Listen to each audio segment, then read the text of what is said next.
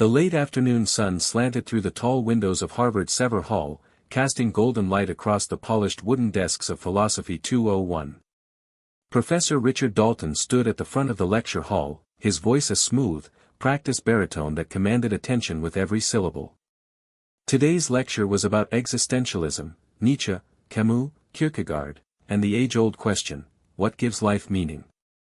He paced slowly, pausing for effect as he posed the question to the 100 or so students in attendance. What is the point of a life destined to end, he asked. Does the knowledge of our own mortality negate the value of our existence, or give it urgency? There was a long, pensive silence. Then, from the third row, a small voice rose. I think it's both. Heads turned. Some students squinted toward the source of the voice, uncertain who had spoken. A few murmured. Professor Dalton, too, turned his gaze toward her, Emily Harper. She was easy to overlook, always sitting toward the middle, never raising her hand. Petite, with dark hair usually tied back in a practical ponytail, she wore the same faded hoodie and jeans almost every day. She wasn't part of any of the campus elite, never seen at the coffee shops near Harvard Yard or attending late-night philosophy salons. But today, her voice had found its place among marble columns and ancestral portraits. Dalton arched an eyebrow, stepping closer. Excuse me, he said, his tone edged with incredulity, though his lips curled upward in a bemused smile. Emily cleared her throat. I mean, knowing that life ends doesn't cancel out its value. It makes it matter more. It's like a sunset. It's beautiful because it doesn't last. The words hung in the air. A few students nodded slowly. Others glanced nervously at Dalton, waiting to see his reaction. A pause stretched thin, brittle as glass. Then Dalton laughed. Not a kind laugh. Not a chuckle of appreciation. It was sharp and theatrical, bouncing off the high ceilings like coins tossed into a well. A sunset, he repeated, almost mockingly. That's your answer. Emily sat perfectly still. Her cheeks flushed, but her eyes didn't waver. Yes, sir. The professor smiled wider, but it didn't reach his eyes. Ladies and gentlemen, he said, turning back to the class, a sunset. This is what happens when you confuse poeticism with philosophy. A few students laughed. Not many. Most just looked down at their notebooks or phones, pretending to be busy, unwilling to take sides. Dalton continued the lecture, moving on to Camus and the myth of Sisyphus, but the room never quite returned to its earlier rhythm. The tension hung like a fog.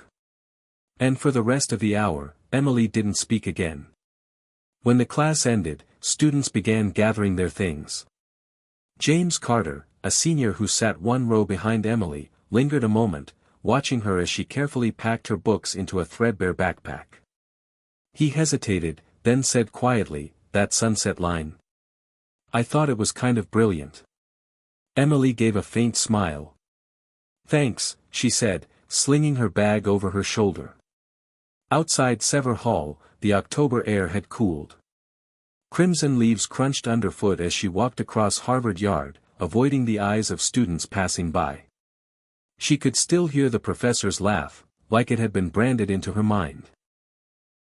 Emily made her way to Weld Hall, not to a dorm, but to the side entrance, where the maintenance rooms were. Her father, George Harper, was mopping the hallway just outside the boiler room. Hey, kiddo, he said when he saw her. Done for the day? She nodded. Yeah. George, in his late 50s, wore the navy blue janitor's uniform with his name stitched in cursive across the chest. His hands were calloused, skin rough from years of chemicals and cold water. Yet his eyes were warm, always carrying a gentle kind of strength. You okay? He asked, sensing something off in her expression. Just a rough class, she said. He paused, leaning on the mop handle. That Dalton guy again? She gave him a small smile. I might have said something he didn't like. Her father exhaled slowly. Harvard's full of people who think they already know everything. You just keep asking questions. She nodded, then leaned against the wall, watching him work. Back in her dorm later that night. A small room in a building sponsored by the staff scholarship program, Emily sat cross-legged on her bed, laptop open, fingers hovering over the keyboard. She'd been working on a paper for the university's undergrad philosophy journal, but now, her motivation faltered. She opened a blank document. Titled it, On the Finitude of Beauty. She began to write, her words measured and precise. What makes a moment meaningful? Is it its permanence, or its impermanence? If something lasted forever, would it still matter? It was after midnight when she finally closed her laptop. She sat back, exhaling, letting the quiet of the room wrap around her like a blanket. On her desk sat a photo of her and her mom, taken when she was 7, before the cancer, before the hospitals, before everything changed. Her mom had been a schoolteacher, passionate about literature and learning. She was the first person who told Emily that her mind was her sharpest weapon, and that curiosity was never something to be ashamed of. And her dad, well, her dad had given up everything to raise her alone after they lost her. He took the janitor job at Harvard not because he had no ambition, but because the job came with a tuition benefit. Emily knew that every night he scrubbed floors and emptied trash bins so she could sit in those classes, even if professors laughed at her. She looked back at her laptop. She would finish the essay. She would apply to the symposium. And she would make them listen. Outside, the bell in Memorial Church chimed once. The hour was late, but for Emily Harper, something had just begun. Hit subscribe and leave a comment with where you're watching from. This story might just spark a new beginning. What's one thing that always pushes you forward, even when things get tough? Emily Harper wasn't supposed to be at Harvard. At least, not according to the unspoken rules written into the polished floors and ivy-covered walls of America's most elite university. She didn't come from old money or private prep schools. She didn't vacation in the Hamptons or own a Moncler coat. Her name didn't ring any bells in faculty lounges, and no one mistook her father for a donor. He was, in fact, the man who emptied their trash cans. George Harper had worked at Harvard for 17 years. He started when Emily was 5, after her mother, Rachel, lost a 2-year battle with leukemia. They had burned through their savings trying to save her, selling their house, cashing in George's modest retirement fund. When it was over, he found himself a single father with nothing but a high school diploma, a sick child to comfort, and a broken world to rebuild. The janitorial position at Harvard came with benefits, stability, and most importantly, a tuition waiver for staff children. Even then, George hadn't dared to dream that Emily would ever actually make it through those gates. But she did. And she did it on her own. Emily graduated valedictorian from a public high school in Worcester, Massachusetts, with a 4.0 GPA, a full AP course load, and recommendation letters that read like love letters from teachers who saw her as something rare. She wrote her Harvard essay about sweeping the school hallways with her dad on weekends and reading Plato under flickering lights while he buffed the floors. "I am not embarrassed by the sound of a mop bucket," she wrote. "That sound has paid for my mind." When the acceptance letter came, her father wept in silence, gripping it so tightly the edges crumpled. They celebrated with takeout Chinese and a cupcake with a single candle. "For your mom," George said. She would have called the entire family. At Harvard, Emily kept her head down. She didn't party or join sororities. She worked in the library's basement archives part-time and spent most evenings in Lamont Library with a stack of philosophy texts taller than she was. She liked to read the old masters out loud to herself, not out of vanity, but because the words tasted better that way, fuller, like dark chocolate melting slowly on the tongue. Yet no matter how well she performed in class, she felt the ever-present weight of being the janitor's daughter. It wasn't something people said outright, not at first. But she saw it in their eyes when her last name was read aloud. Harper. She heard it in the questions people asked, "Where'd you prep?" Are your parents alumni? What town are you from again? Most of all, she felt it in people like Professor Richard Dalton. Dalton was brilliant, no doubt about that. He had published 8 books, spoke at global conferences, and once debated a Nobel laureate on national television. He was known for his acerbic wit and refusal to tolerate intellectual laziness, which, to him, often meant opinions from people he didn't respect. And he rarely respected anyone without at least 2 Ivy League degrees and a pedigree that could be traced back to the Mayflower. The moment Emily walked into his classroom, she knew she didn't belong there, not in his eyes. Still, she stayed. She listened. She wrote. She questioned. And after that moment in class, when she spoke up and he laughed, something began to shift inside her. Not fear. Not shame. Fuel. The incident haunted her, yes, but not in the way Dalton might have expected. She replayed it like a training montage in her head. Every chuckle, every condescending smirk, it became a drumbeat in her mind. Not a wound. A rhythm. The next day, she returned to Sever Hall earlier than usual, slipping into the nearly empty lecture hall before class. She didn't sit in the 3rd row. This time, she sat in the front. A few students did double takes as they walked in, whispering quietly. James Carter sat beside her, giving a soft nod. "You're brave," he said. Emily smiled. "I'm stubborn." He chuckled. "That's better, honestly." Dalton arrived exactly 1 minute before class, as always. He glanced at the front row and paused when he saw her sitting there.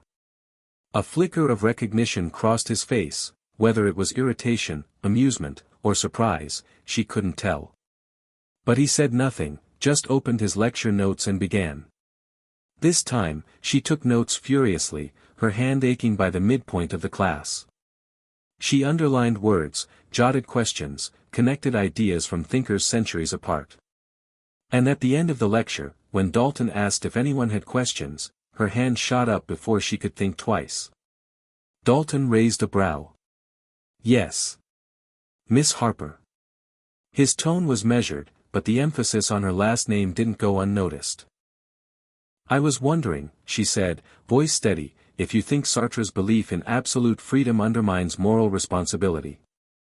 If everything is a choice, then doesn't that justify even cruelty?"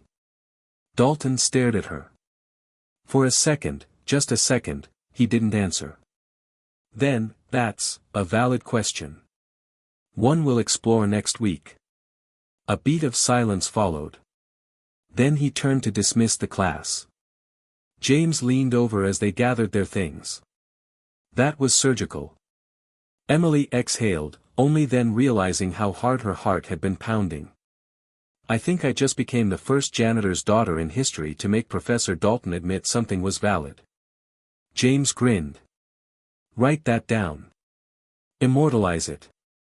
Later that night, as she walked back through the quad, crisp fall air brushing her cheeks, Emily checked her email and saw a message that made her stop cold under the dim glow of a lamppost. Subject: Invitation to submit, Undergraduate Philosophy Symposium. It was from the editorial chair of the Harvard Philosophy Review. They'd read one of her early essays submitted anonymously to a campus forum and wanted to know if she'd consider expanding it for formal publication. Emily read the message twice. 3 times. Then she looked up at the lit windows of Sever Hall in the distance and smiled. The janitor's daughter was just getting started. Professor Richard Dalton had been the undisputed king of Sever Hall for nearly 2 decades. Students didn't just attend his lectures, they came to witness a performance. Every class was a production, rich with rhetoric, laced with dry humor, sharpened with irony. He didn't just teach, he challenged, provoked, and, often, humiliated. Harvard had seen its share of eccentric minds, but Dalton stood out not because of his brilliance, though he had plenty of that, but because of the pride he wore like armor. He'd grown up far from privilege, the son of a coal miner in rural Pennsylvania. His rise from poverty to professor had been the subject of an op-ed he'd once written for The Atlantic, the title bold and bitter, "No one held the door for me." And it was true. He'd fought tooth and nail to get to Harvard, finishing first in his class at Princeton, earning his doctorate at Oxford, then publishing a book that reshaped postmodern academic thought before he was 30. But somewhere along the climb, the boy who had once been hungry for knowledge became the man hungry for acknowledgement. Recognition mattered to him. Applause. Prestige. The subtle but unmistakable nods from fellow academics who understood what it meant to transcend one's station, and never look back. That was why Emily Harper irritated him. He'd seen her name on the roster that first day of class, Harper, Emily. There was a faint mark next to it, staff scholarship. That meant someone whose parent worked in the kitchens or facilities or janitorial services. He made no judgments, at least, not openly. But the truth was, he believed education at this level required a certain pedigree, a readiness to operate in abstract thought. Philosophy wasn't about feelings. It was about reason, argument, intellect. It was not, in his view, a playground for sunset metaphors. Yet when Emily spoke in class that day, about life's impermanence and beauty, he wasn't just irritated. He was rattled. Her answer was too composed, too confident, and worse, it lingered. After class, while reviewing lecture notes in his office, he found the phrase, like a sunset, echoing annoyingly in the back of his mind. His office was lined with books, most of which had never been opened by undergraduates. Framed degrees from Princeton, Oxford, and Harvard Law adorned the wall, along with a photo of him shaking hands with the Secretary of Education. It was the kind of space built to command deference, and Dalton liked it that way. He glanced at his inbox, sorting through a flood of emails from colleagues, assistants, and ambitious grad students. One caught his eye, an invitation to speak at a global ethics conference in Switzerland. He tapped a response quickly, confirming his participation and suggesting a keynote topic, the illusion of purpose, a post-existential rebuttal. It was there, halfway through typing his abstract, that he paused. His fingers hovered over the keyboard. The phrase formed, unwanted but persistent. "It's beautiful because it doesn't last." He frowned. In his own academic writing, Dalton had dismissed sentimentality as a weakness of the human psyche, a remnant of our primitive desire for meaning in chaos. But her phrasing had a certain elegance, an economy of thought. He hated that he noticed. He tried to shake it off, but Emily Harper had made a mark. And it wasn't her words alone, it was her eyes. When he laughed, she hadn't flinched. That unsettled him. Most students, even the brightest, would have shrunk under the weight of his mockery. But she hadn't. She didn't challenge him aloud, didn't retaliate, but her stillness had spoken volumes. She wasn't afraid of him. It was the kind of thing that made him watch. The next class, he noticed when she entered the room. She sat in the front now, bold. She took notes in a battered notebook, underlining things, eyes darting back and forth like she was dissecting his lecture in real time. It wasn't that she interrupted or made a scene. She was quiet. But there was a gravity to her attention that unnerved him. She was listening differently. Deeply. After class, Dalton returned to his office with a scotch in hand. He always allowed himself one pour on Thursdays. He sat in his leather chair and opened a small drawer in his desk. Inside was an old photo of him in his early 20s, standing outside the mines with his father. He rarely looked at it anymore. But tonight, he did. He remembered the grit in his father's voice, "Don't let them laugh at you, son. Make sure they listen next time." He'd spent most of his life making people listen. He thought he'd perfected it. But now, someone had made him hear. Later that evening, over dinner with Professor Elizabeth Chon from the Political Science Department, Dalton brought up Emily. He swirled his wine and said, as if casually, "There's a student in my class. Staff kid. Said something unusual." Chon raised a brow. You mean smart? I mean, irritatingly poetic. Poetry and philosophy aren't enemies, Richard. They should be.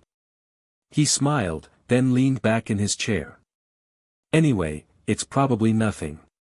But it wasn't nothing. And he knew it.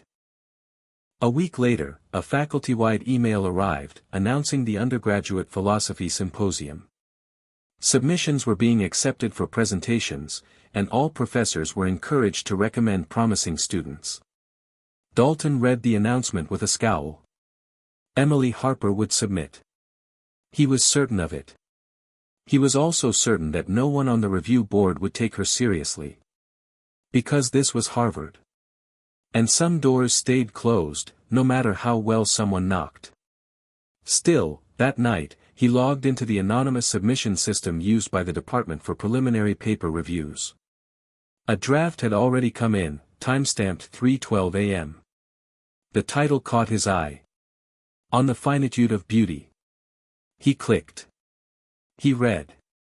And for the first time in years, Professor Dalton reached the end of a student paper and didn't mark a single line. Instead, he whispered, almost involuntarily, Harper. His hand tightened around the arm of his chair. The janitor's daughter had just become a problem. Thursday's lecture on Kierkegaard drew a larger crowd than usual.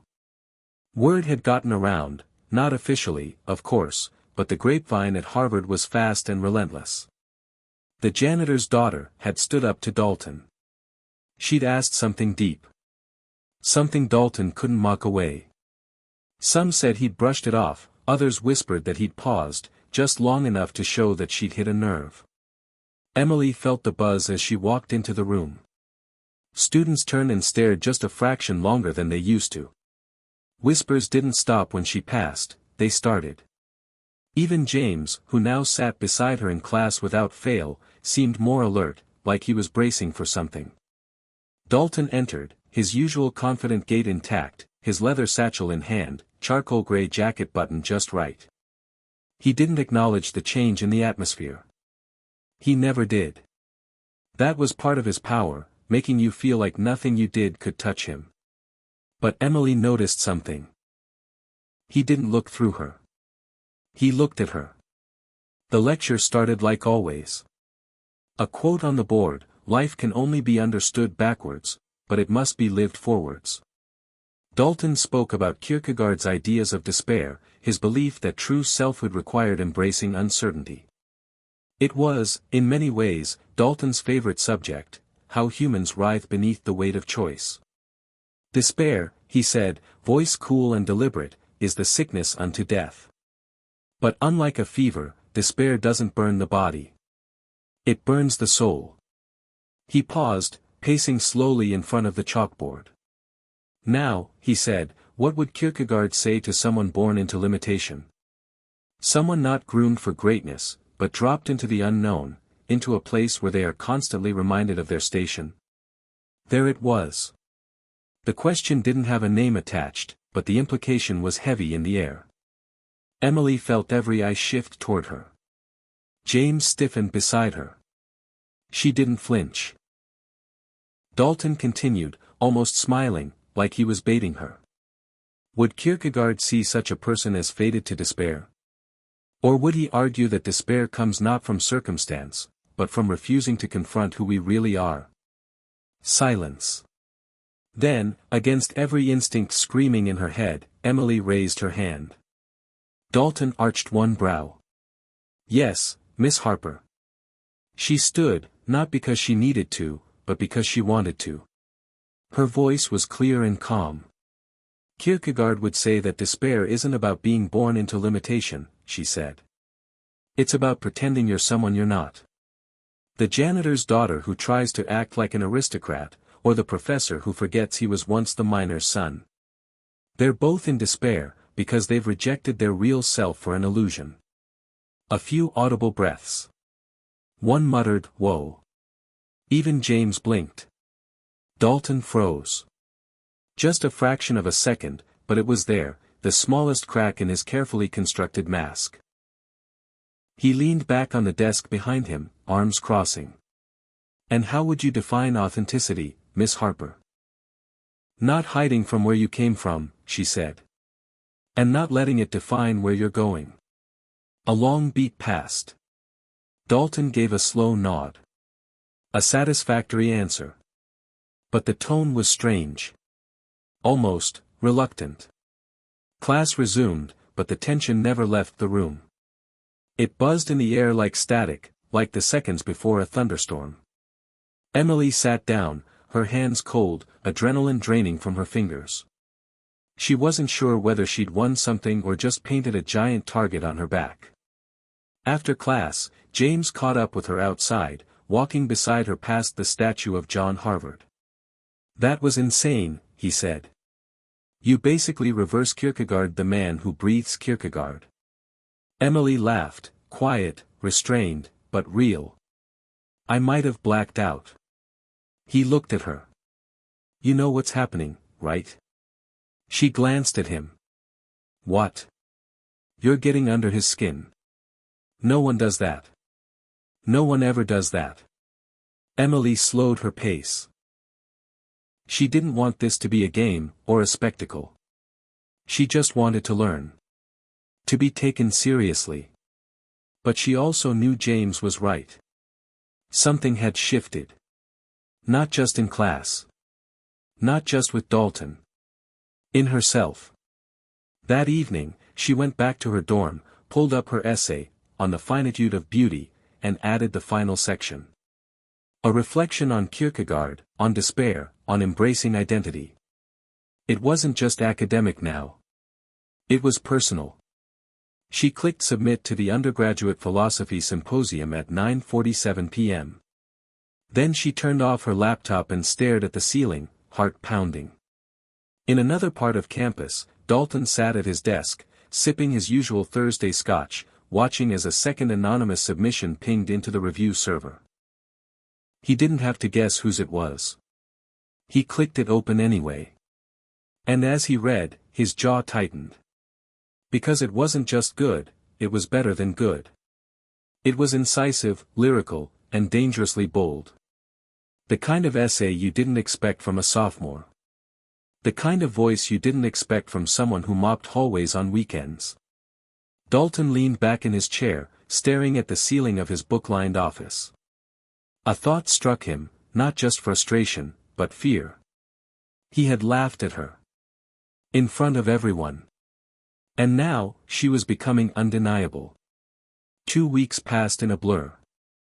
Midterms came and went, and Harvard's campus shifted into a sharp-edged version of itself, frantic walks across brick pathways, coffee-fueled study sessions in Widener Library, and whispers about who was getting published, promoted, or politely dismissed from contention.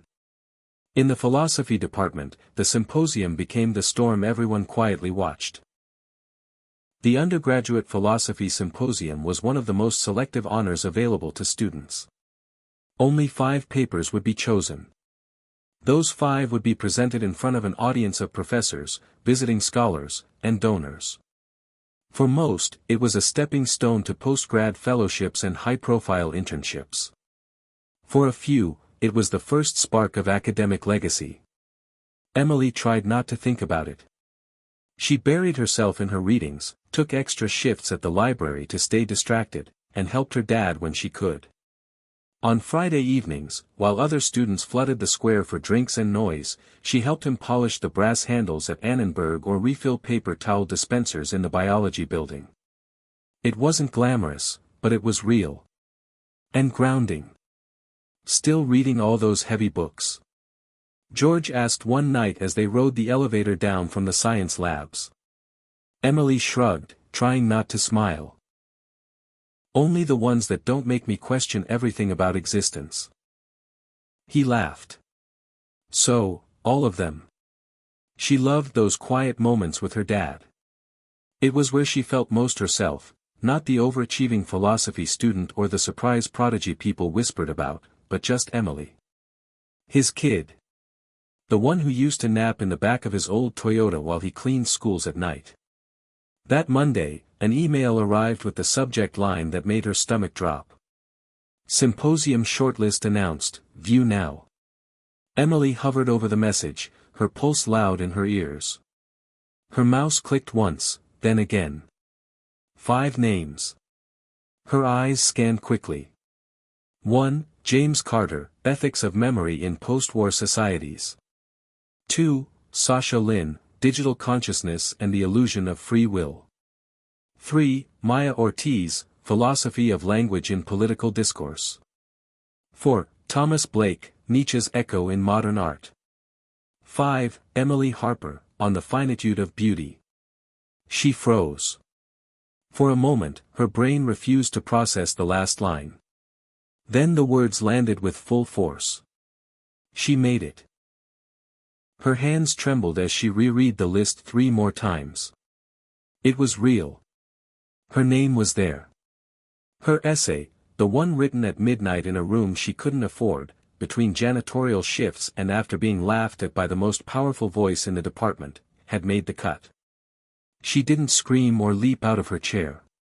Instead, she sat perfectly still, letting the validation soak in like sunlight on frozen ground. It felt unfamiliar.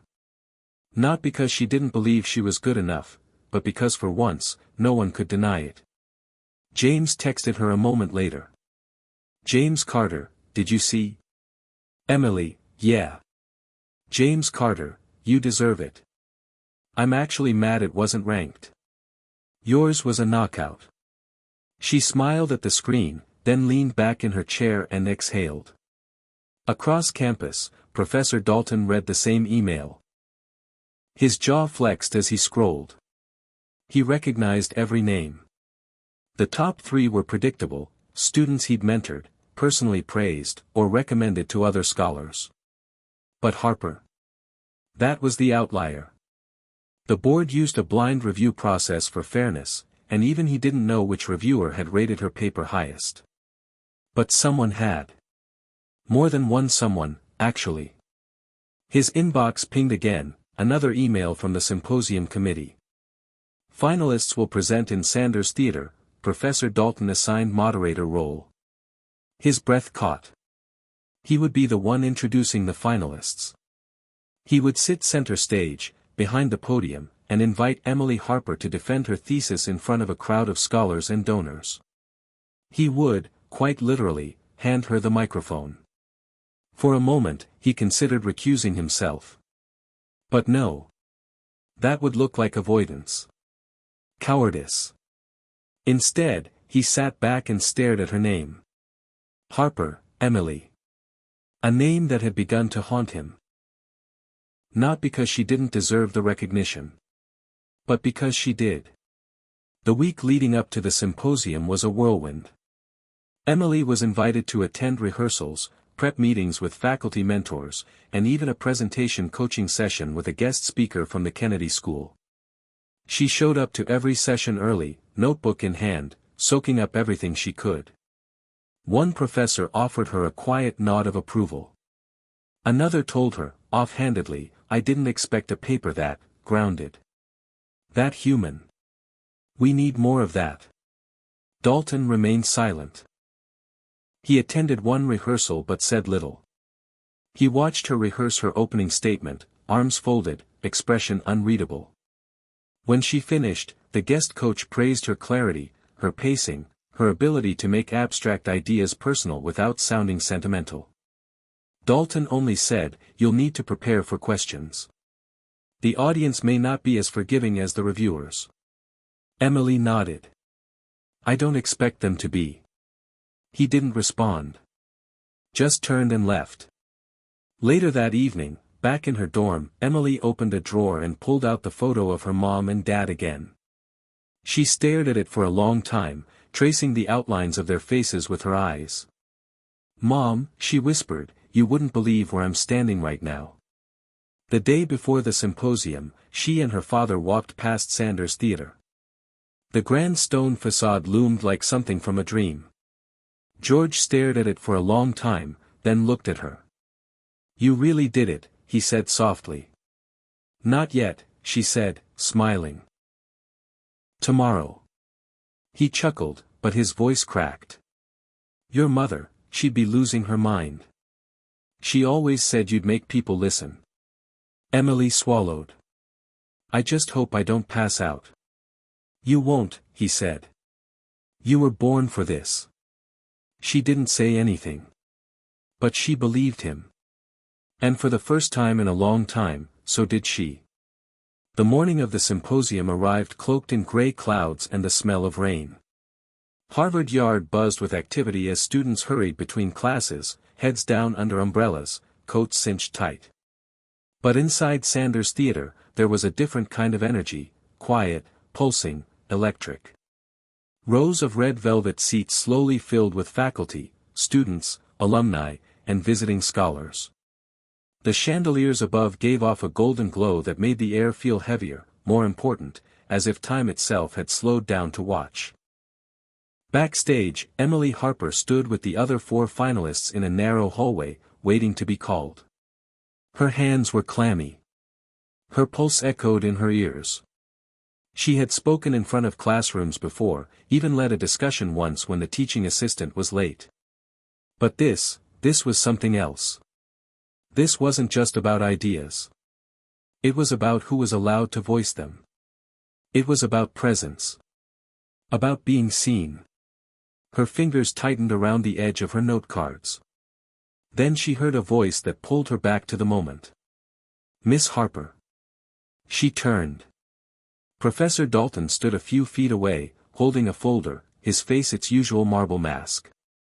But there was something different in his posture, stiffer, perhaps. Like the weight of the moment pressed on him too. You'll be third, he said. Emily nodded. He didn't leave. After a pause, he added, your paper was surprising. She waited. The compliment, if it was one, hung awkwardly between them. I mean, he continued, eyes scanning the wall behind her as if avoiding hers, I've reviewed hundreds of undergraduate essays. Most are forgettable. Yours wasn't. She raised her chin slightly. Thank you, Professor.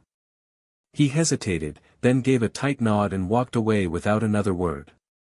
The first presenter, Thomas Blake, went up. Confident, witty, sharp. His discussion on Nietzsche and art drew polite applause. Then Sasha Lin followed with her thesis on digital consciousness, laced with technical brilliance and a robotic calm that made her sound like a machine herself. The crowd clapped, engaged but distant. And then it was Emily's turn. She walked slowly to the stage, each step echoing in her ears. Sanders Theater suddenly felt vast, endless, like a canyon of expectation. She reached the podium, placed her note cards down, and looked out. The audience was full. Front row, 3 deans, 2 visiting scholars, and Professor Dalton. Second row, her father, sitting upright in his best shirt, hands clasped in his lap, pride written in every crease on his face. Emily exhaled once, then spoke. My name is Emily Harper, she began, her voice steady but warm, and I'm here to talk about beauty.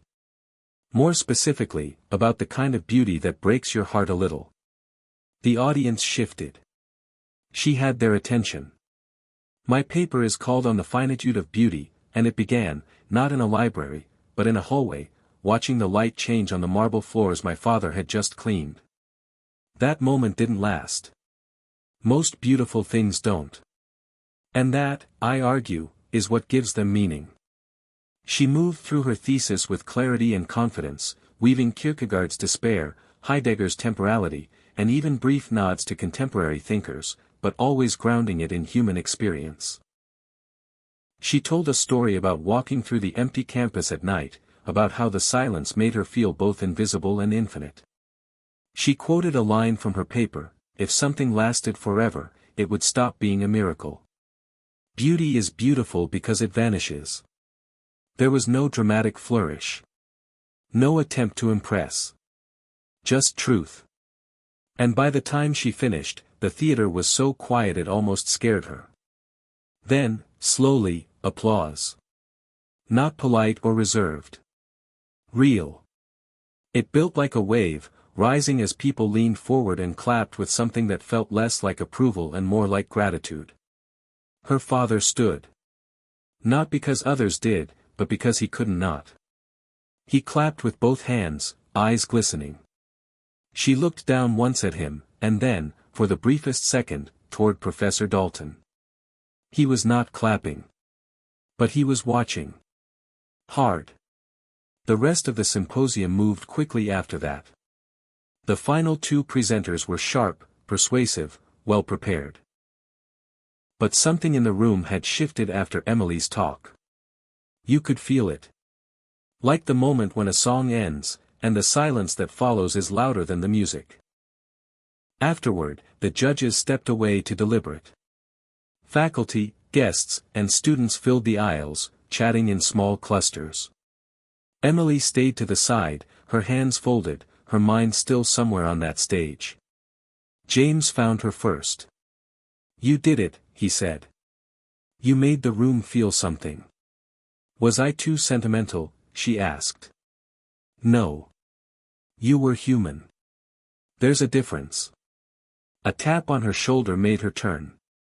It was Professor Chan, one of the senior faculty from the philosophy board. I just wanted to say, she said, smiling kindly, your framing of temporality, it reminded me of early Iris Murdoch. Which is rare. Even among grad students. Thank you, Professor. Chan leaned in slightly. Dalton's not easily moved. But he listened. I saw it. Emily wasn't sure what to say. She nodded, trying not to let her chest swell with hope. 20 minutes later, the judges returned, and the winners were announced. They didn't rank them. They didn't need to. All 5 were listed again. Recognized as equals. Given a small plaque, an official letter, and a place in the Harvard Philosophy Journal's upcoming special edition. Emily stood on stage, plaque in hand, blinking under the lights. Then came the final words of the evening. From Professor Dalton. He approached the podium slowly, papers in hand, the theater quieting once more. As moderator, it's my responsibility to thank today's presenters, whose work reminds us that philosophy is not dead ivory, but living thought, shaped by the ones brave enough to speak it. He looked out at the crowd, then down at his notes. But when he continued, his voice softened. Today, one of those voices reminded us that beauty isn't defined by perfection or permanence, but by the courage to acknowledge its passing. He didn't name her. He didn't have to. She felt her breath catch in her chest. Dalton stepped back, nodded once, and left the stage. As she watched him go, she didn't feel triumph. She felt closure. And something more. The realization that maybe this was never about winning anything. It was about standing in a place where she wasn't supposed to stand, saying something that couldn't be ignored. The janitor's daughter had been handed a microphone. And she hadn't wasted a word. The applause had faded, the crowd had emptied, and the echo of Emily's words still lingered faintly in the air like a ghost that refused to leave the room.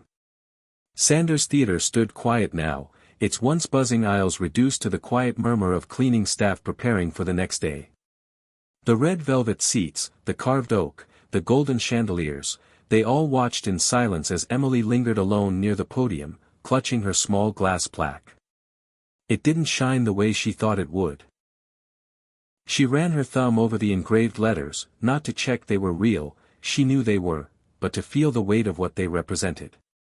Her name, beside a title. Her voice, etched in Harvard's record. James had already left, swept away by friends and conversations and professors eager to shake hands. Emily stayed behind because something about leaving felt too final, like once she walked out of that hall, the moment would be over, and she wasn't ready to let go of it yet. Not just because of the victory, but because of what had come before. The laughter. The silence. The doubt. Behind her, soft footsteps approached. She turned before he could speak. Professor Dalton stood with his hands in his coat pockets, his expression unreadable beneath the dimmed lights. For a moment, neither of them said anything. She waited, not from politeness, but from caution. She had learned that when Dalton spoke, words came with weight. So she let the silence hang there until he broke it.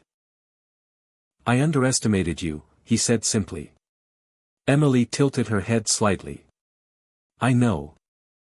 There was no triumph in her tone. No edge. Just fact.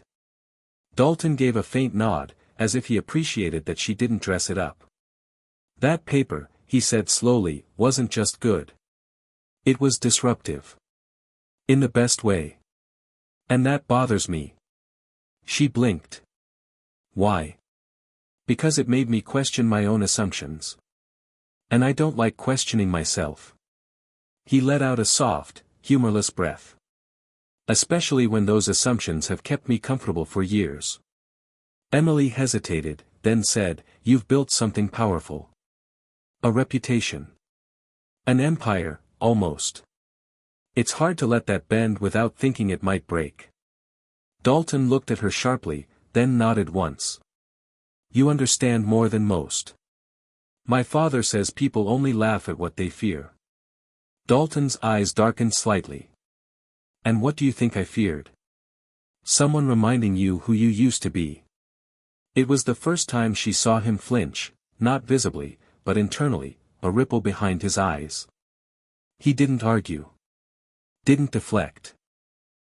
He simply studied her, the way a man might study his own reflection in a mirror he hadn't dared look into for a long time. "I was the son of a man who worked with his hands," Dalton said at last. "Coal dust under his fingernails every day.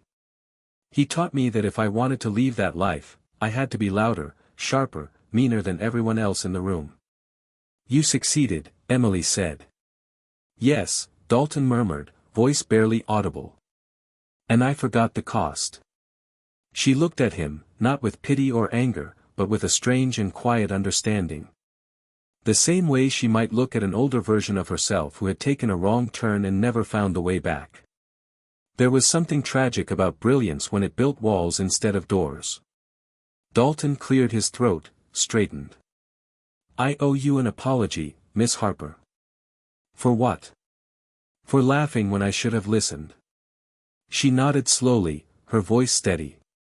"Then maybe you'll listen now." He looked at her, intrigued.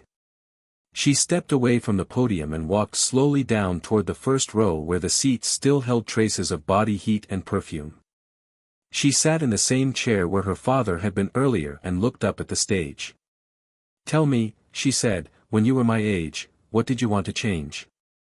Dalton didn't speak right away. He looked up at the balcony, at the high arched ceilings, as if trying to remember something he hadn't touched in decades. "I wanted to prove I was more than my father's son. I wanted the world to know I belonged here."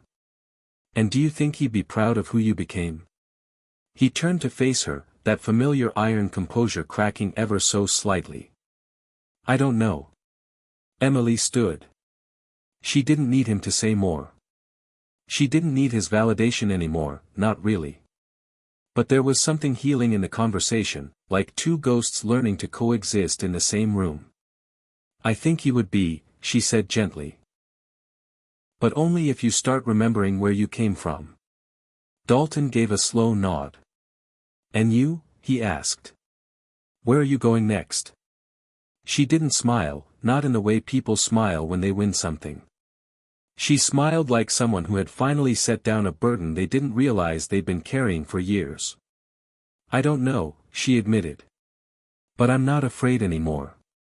And that, she realized, was the real victory.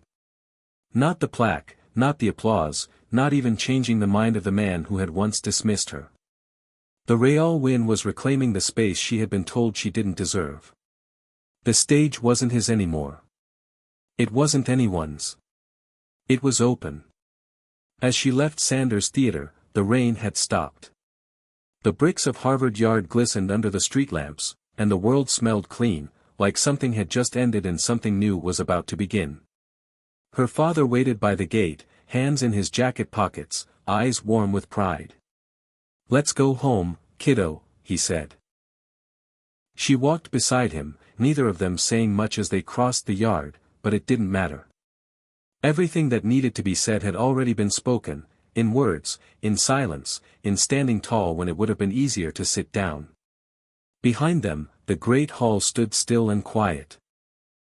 But somewhere inside it, the echo of her voice remained, not fading but growing stronger in the memory of everyone who'd heard her. Emily Harper had not just answered a question. She had become one. The morning after the symposium felt like the world had forgotten something extraordinary had just happened. The campus buzzed with the same casual tension, students complaining about midterms, baristas calling out drink orders with too much foam and not enough sleep, professors pacing across campus with satchels slung over one shoulder and the weight of unread papers on the other. But for Emily Harper, everything felt different. Not louder or brighter. Just, clearer.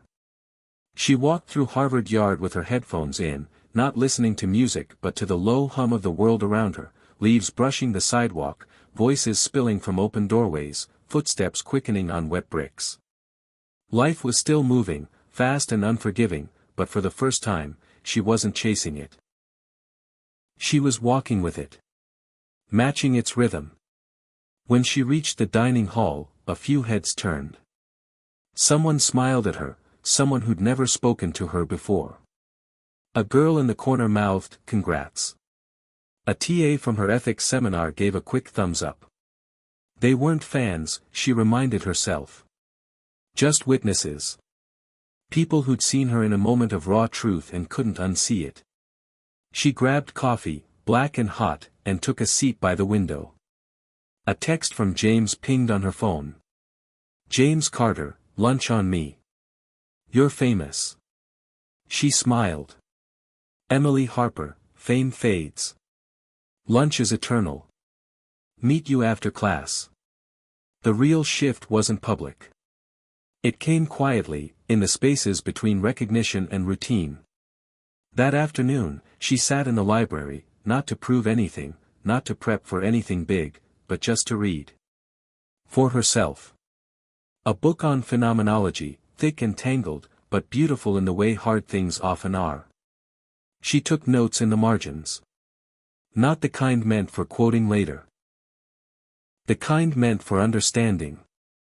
Dalton hadn't said anything since their talk in Sanders Theater. No comments, no emails. But in his Friday lecture, he referenced her paper without using her name. "There's a compelling argument," he said, "that beauty's impermanence gives it weight." A few students turned toward her when he said it. One even smiled. Emily didn't react. She didn't need to. The words had already been hers. But not everything was shifting in her favor. That weekend, she met her father outside the science building where he worked the overnight shift. He had forgotten his ID badge again and called her from the security desk, a little embarrassed. She didn't mind. She always kept an extra in her bag. When she found him, he was sitting on the curb in his work boots, sipping coffee from a paper cup. "You're glowing," he said with a crooked smile. Like someone who changed the world and got published for it. "Not yet published," she laughed. "Not until next month." "I saw the website. Your name's up there." She sat beside him, resting her head on his shoulder. The night was cool and the air smelled like rain on concrete. He nudged her with his elbow. "You know," he said, "I used to think I was invisible here." She turned to him. "Why?" "Because people walk past me like I'm part of the building. I clean up after geniuses. I take out the trash of people who are solving climate change. I never thought any of that mattered." She didn't interrupt. He was rarely this open. When he paused, it was like the air around them shifted. "But then," he continued, voice low, "I watched you stand up there. On that stage. And I thought, maybe every floor I mopped, every night I came home too tired to speak, maybe it all led here." She swallowed the lump in her throat. It did. He looked at her then, really looked. "I don't want you to ever feel like you have to be twice as good to earn half as much. You don't have to carry me or Mom or anyone else. You just have to be you. I don't know how to be anything else." He nodded slowly. Good. Then you're already ahead of most people. She sat with him until his shift started, then walked back across campus, her father's words circling in her head. It wasn't about proving herself anymore. It wasn't even about the degree. It was about presence. Belonging. And how both were earned not in a moment, but over time. Monday morning, she returned to class. Same lecture hall. Same seat. Professor Dalton walked in with his usual composure, but something in his tone had changed. Less dismissive. More curious. He lectured on existential freedom, quoting Sartre, Camus, and Beauvoir, but peppered the discussion with questions that felt less rhetorical and more honest. When he opened the floor for comments, Emily raised her hand, not to challenge him, but to contribute. He called on her without hesitation. I think, she said slowly, freedom isn't just the ability to choose, but the willingness to confront the weight of our choices. That's where meaning lies, in accountability. Dalton didn't argue. He nodded once. Well said. It wasn't validation. It was respect. And it landed deeper than applause ever could. After class, students gathered around her. Not to ask what it felt like to win. But to ask what she thought. About despair. About meaning. About the next reading assignment. She had become a reference point, not just a name on a list. But there were still quiet places in her life that hadn't changed. She still worked at the campus library on weekends. Still bought second-hand books and made grocery lists with care. Still FaceTimed her aunt every Sunday and fell asleep rereading the same passage from Rilke she'd underlined 3 months ago. Change didn't come all at once. It showed up in the spaces between. In the way Dalton's voice shifted when he spoke to her. In the way James listened more closely. In the way her father walked a little taller when they crossed campus together. And sometimes, it came in moments she never saw coming. Late Thursday night, as she shelved books in the quiet corner of Lamont Library, a woman in a navy blazer approached her. "You're Emily Harper," the woman said. "I read your paper." Emily blinked. "Thank you. Are you?" "Dr. Lorraine Ashby," she said. "I'm visiting from Yale. I teach aesthetics. We've been discussing your piece in my graduate seminar." Emily's throat went dry. "You have a voice," Dr. Ashby continued. "A real one. If you're thinking about graduate work, I'd like to talk."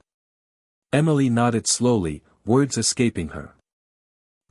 Yes. Absolutely." Dr. Ashby smiled, handed her a card, and walked away. Emily stood there, card in hand, shelves behind her and an entirely new world ahead. The applause had ended. But the echoes were just beginning. The days after Dr. Ashby's visit blurred into a swirl of thoughts and decisions. Emily found herself standing at a crossroads she hadn't expected to face so soon. The offer to discuss graduate studies at Yale wasn't just an opportunity, it was a challenge. One that tugged at every part of her she'd worked so hard to protect. What did she really want? To follow this new path into academia?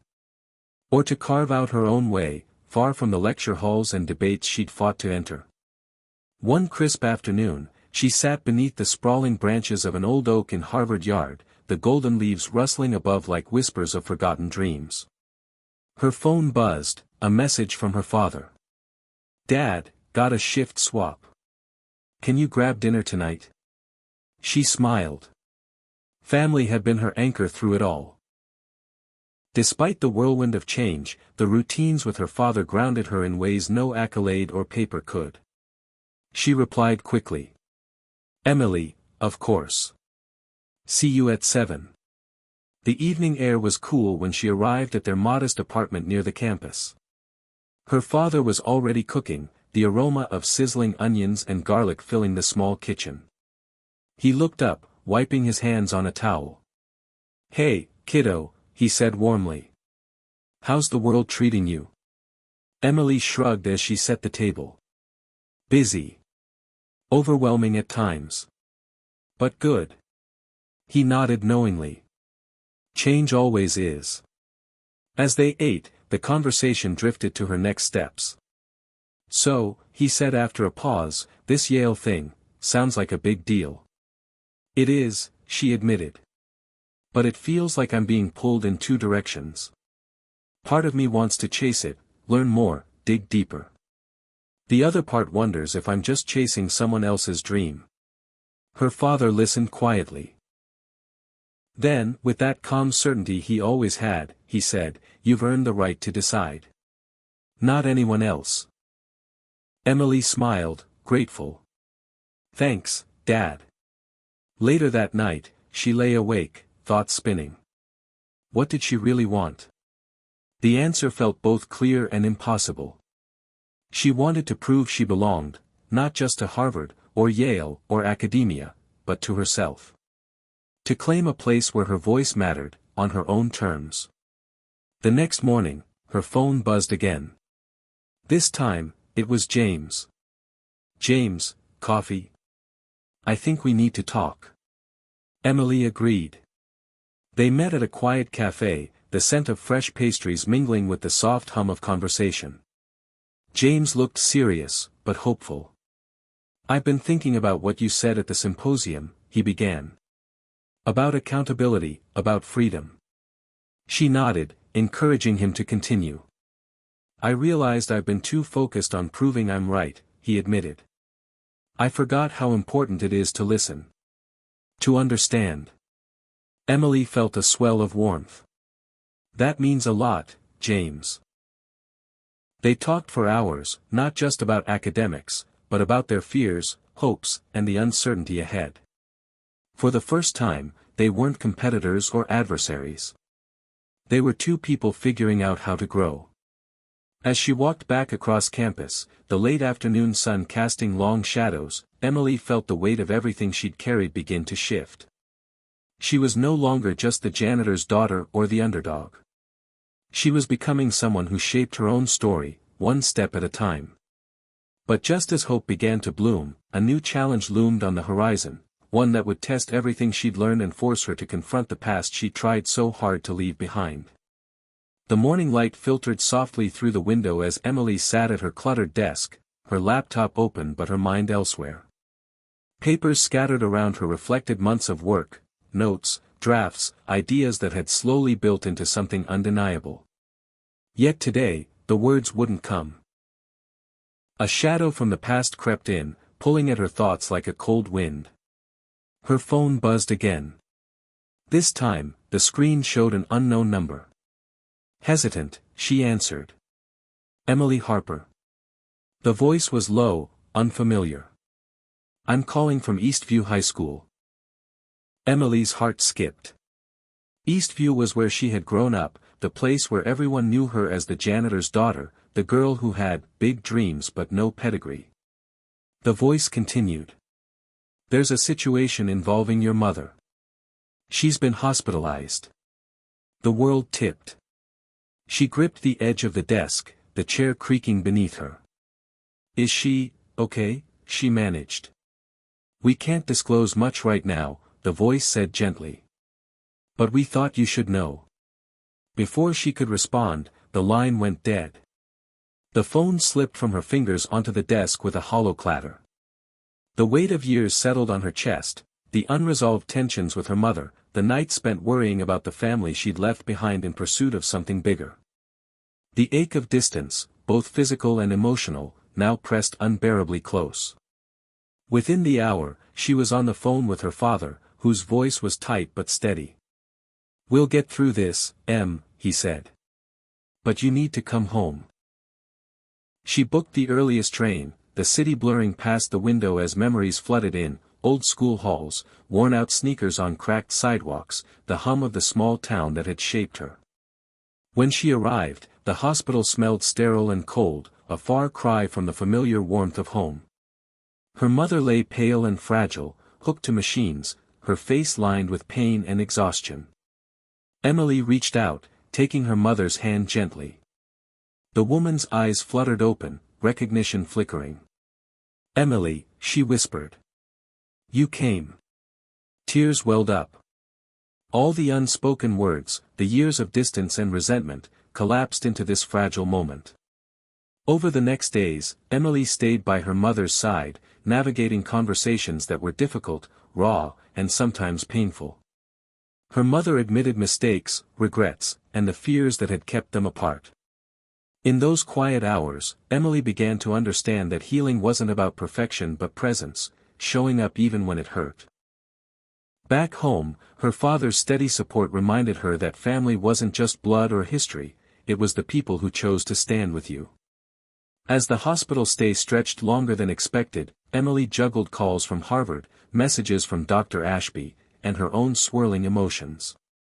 The academic world she had fought to enter now felt distant, almost unreal. One evening, as she sat watching her mother sleep, a knock came at the door. It was Professor Dalton. He stepped inside hesitantly, holding a book. I thought you might want this, he said softly. It's a collection of essays on resilience. I found it in the library. Emily looked up, surprised. Thank you. He hesitated, then added, if you ever want to talk, about anything, I'm here. His presence was unexpected, but comforting. For a man who once dismissed her, this gesture spoke volumes. That night, as she turned the pages of the book, Emily felt a quiet strength settle within her.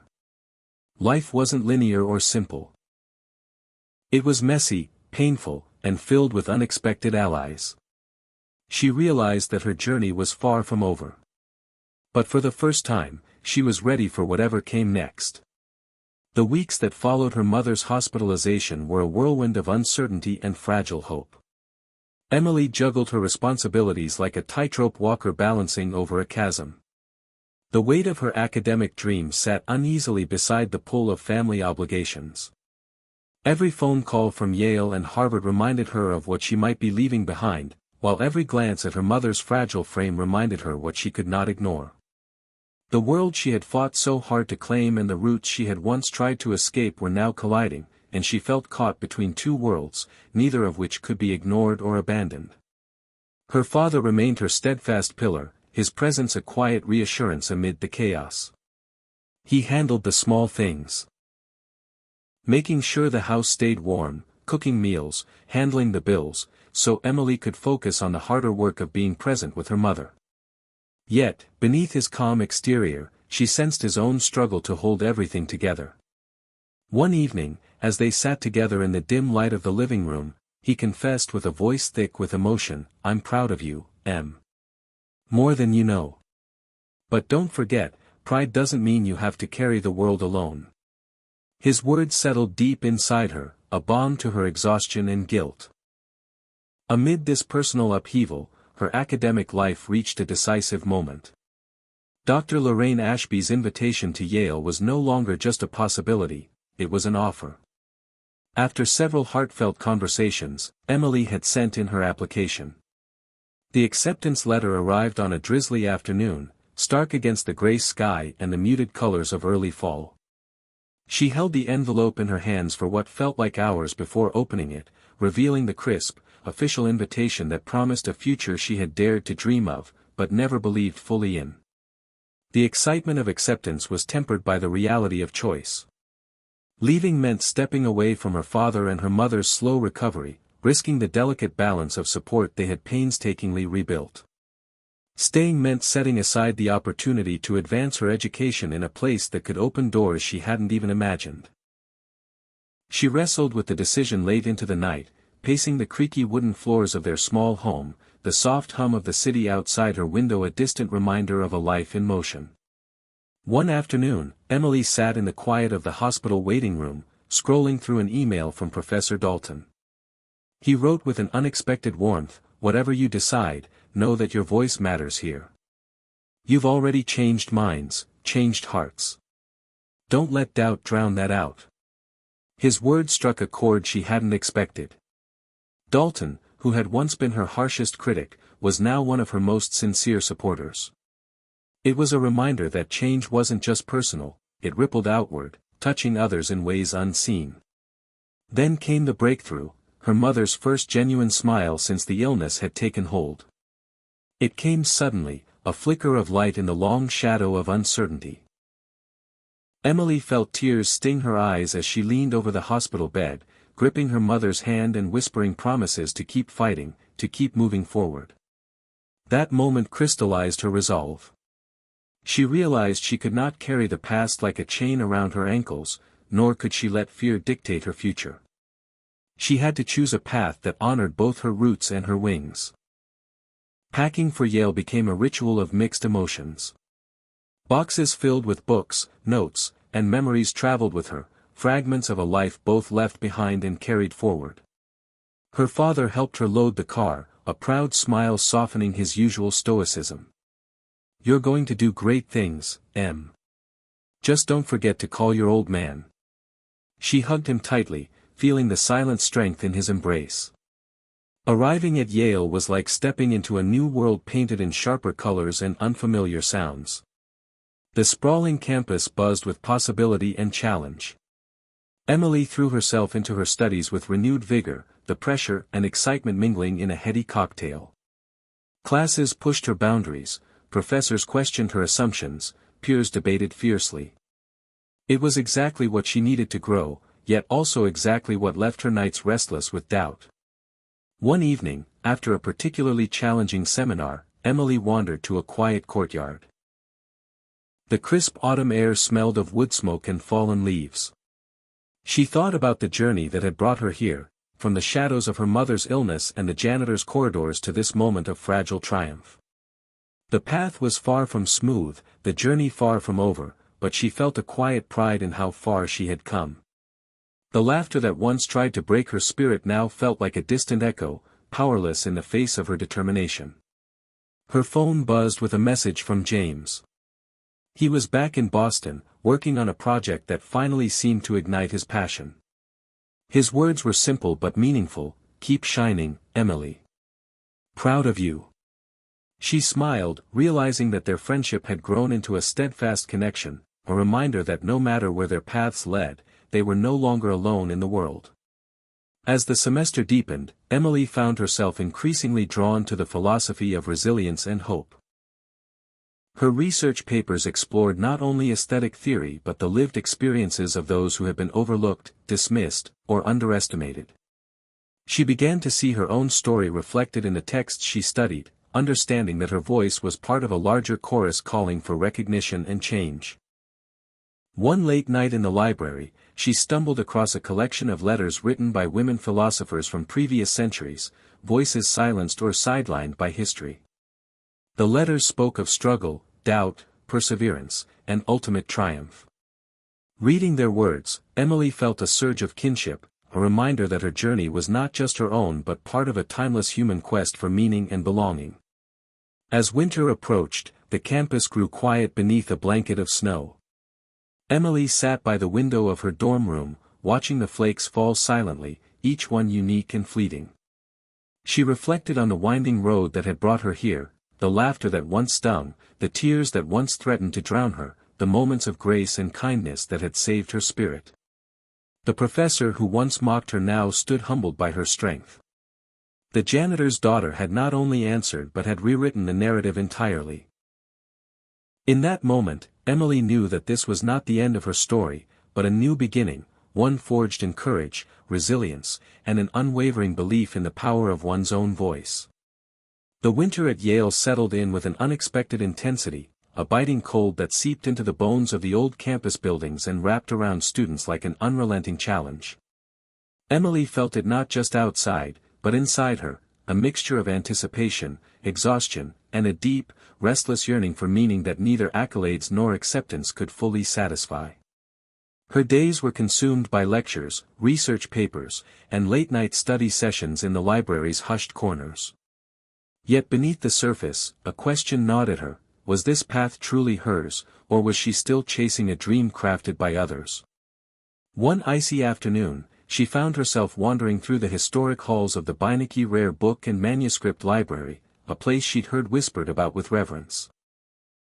The building's glass cube shimmered in the pale light, a fortress of knowledge and secrets. She was drawn there by a curiosity that had become harder to ignore, the urge to uncover stories beyond the textbooks, voices buried beneath layers of history and expectation. Inside, the air smelled of aged paper and dust. She traced her fingers over leather-bound volumes and fragile manuscripts, feeling a kinship with the countless scholars who had sought truth in these silent rooms. Then, tucked away in a dim alcove, she stumbled upon a thin, yellowed journal with the name, Clara Williams, embossed in faded gold. The name struck a chord deep in her chest, a woman philosopher from the 1920s whose writings had been dismissed by her contemporaries for challenging societal norms. Emily settled into a nearby chair and began to read. Clara's words were raw and bold, filled with questions about identity, power, and the cost of silence. As she turned each page, Emily felt an electric connection, as if Clara's struggles mirrored her own. The journal was not just a historical artifact, it was a beacon, a voice from the past urging her forward. That night, back in her dorm room, Emily couldn't shake the feeling that she had found a kindred spirit. She started drafting a paper, not just an academic exercise but a personal declaration, on the importance of resilience and the often unseen battles fought by women like Clara and herself. Her fingers flew over the keyboard as she poured out her thoughts, the lines between scholarship and self-expression blurring into something fiercely alive. Days turned into weeks, and Emily's paper began to take shape, capturing attention from her professors and peers alike. Invitations to speak at student forums and seminars followed, and with each presentation, her confidence grew. Yet, amid this rising tide of recognition, an undercurrent of doubt lingered. Was she becoming the very person she once resisted, the polished, acclaimed scholar whose voice could be heard but might still be misunderstood? One evening, after a particularly intense seminar, she crossed paths with James outside the lecture hall. He was waiting for her, his breath visible in the cold night air. "You're on fire lately," he said with a grin. "Didn't know you had that in you." Emily laughed, the sound light but carrying years of tension. "Guess I'm finally starting to believe it myself." They walked together across the snow-covered quad, the world around them hushed and still. James's presence was a reminder of how far she had come, not just academically but personally.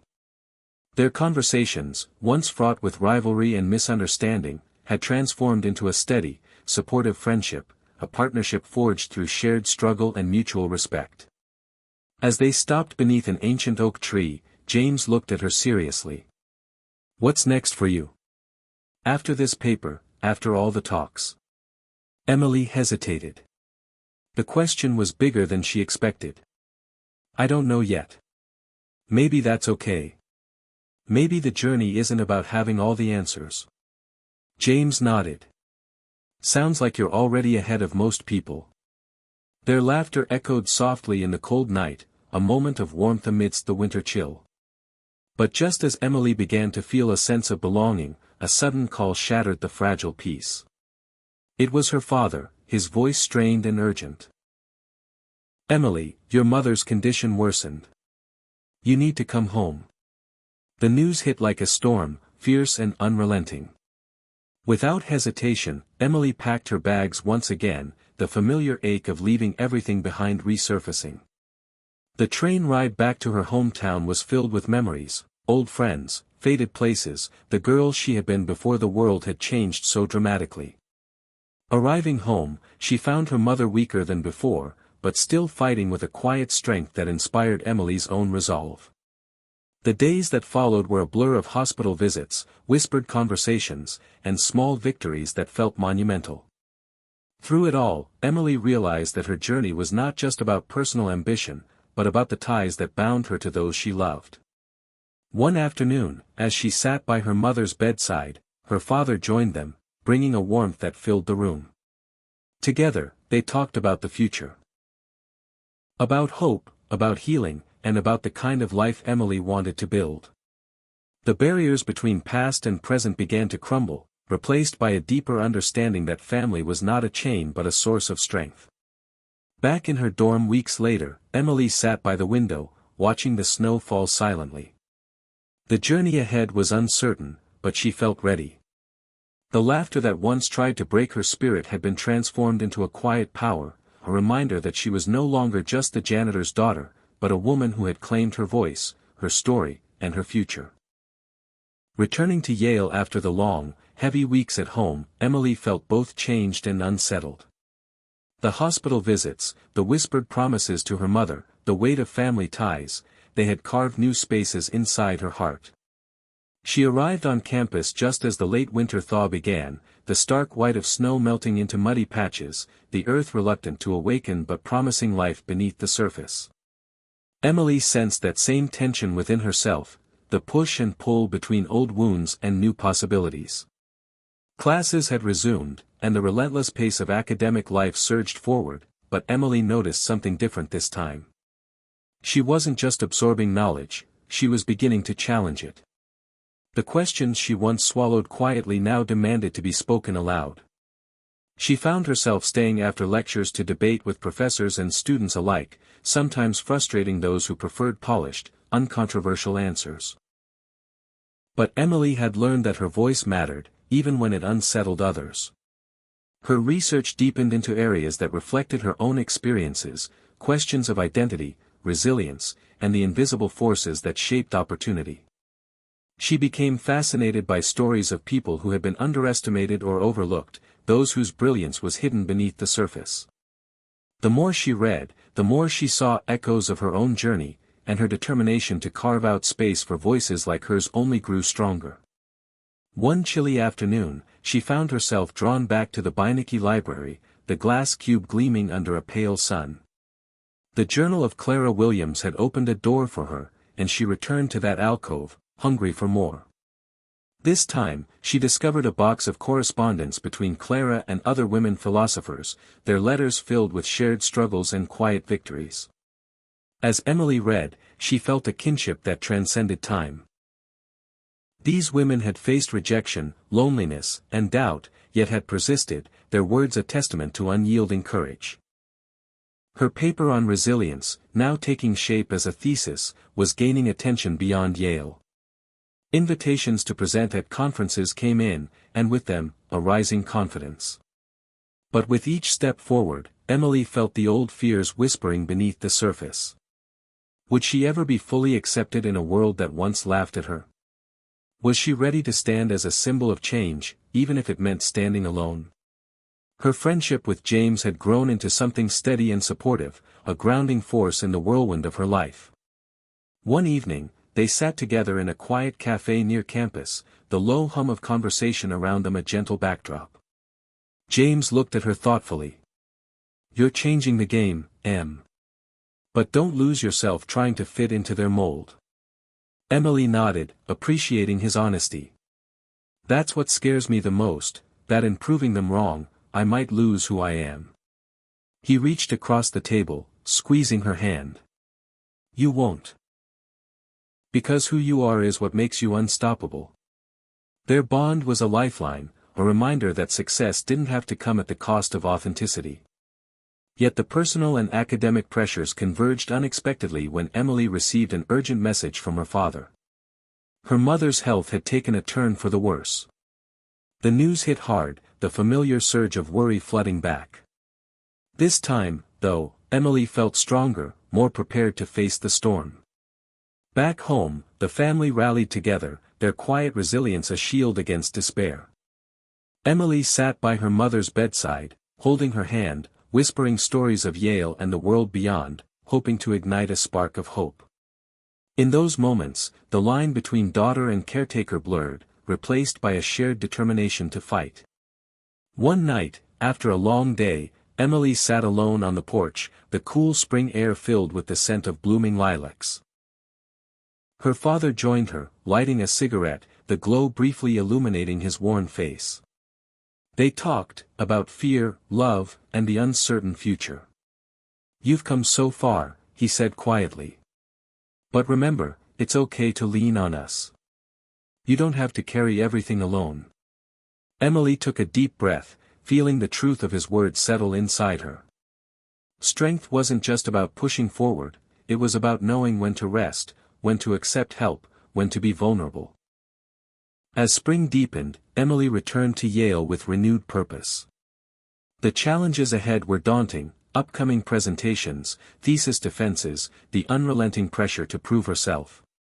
But she carried with her the lessons of home, the power of love, the strength of family, and the courage to face whatever came next. Her relationship with Professor Dalton, once strained and distant, had softened. He had become a mentor in unexpected ways, offering guidance without judgment. Their conversations, once clipped and formal, now carried a warmth born from mutual respect. One afternoon, he handed her a letter of recommendation that would open doors she hadn't dared to imagine. Emily read the letter carefully, feeling a surge of gratitude and resolve. The man who had once laughed at her had come to recognize her brilliance, not just as a scholar, but as a person who refused to be defined by circumstance. Late one evening, sitting at her desk, Emily penned a letter to Clara Williams. It was a symbolic act, a message sent across time to the woman who had inspired her to keep fighting. She wrote about her own struggles, her victories, and the unyielding hope that propelled her forward. As she sealed the envelope, Emily felt a quiet peace. Her journey was far from over, but she was no longer afraid. She had learned that strength was not the absence of fear, but the courage to face it head-on. The laughter that once echoed in the halls of Harvard and Yale, dismissive and cruel, had been transformed into a powerful anthem of resilience. Emily Harper, the janitor's daughter, was no longer a footnote. She was a story of triumph, a voice for those still unheard, and a beacon of hope for the generations to come. The spring semester stretched onward, the days growing longer and warmer, but Emily carried with her a strange mixture of hope and unease. Her thesis was nearing completion, and with it, the promise of a future that once seemed so distant. Yet beneath that promise lurked an undercurrent of tension, a feeling that the challenges she had faced were only the beginning. The academic world was vast and relentless, and Emily sensed the pressure tightening around her like a vice. One crisp morning, as the sun filtered through the tall windows of the seminar room, Emily prepared to present her latest research to a panel of esteemed professors. The room buzzed with the quiet hum of expectation. She felt the familiar flutter of nerves, but this time it was tempered by a hard-earned confidence. This was her story, one she had fought to tell. As she spoke about resilience, identity, and the overlooked voices in history, Emily noticed Professor Dalton sitting quietly at the back, his expression inscrutable. She met his gaze for a moment and felt a surge of defiance and pride. This was her moment. The presentation was met with thoughtful questions and measured praise, but afterward, Emily found herself alone in the hallway, confronted by a figure she hadn't expected to see, Dr. Lawrence Graves, a renowned scholar whose influence stretched far beyond Yale. His reputation was formidable, and his presence commanded attention. "Miss Harper," he began, his tone both curious and guarded. "I've heard your work is stirring quite the conversation.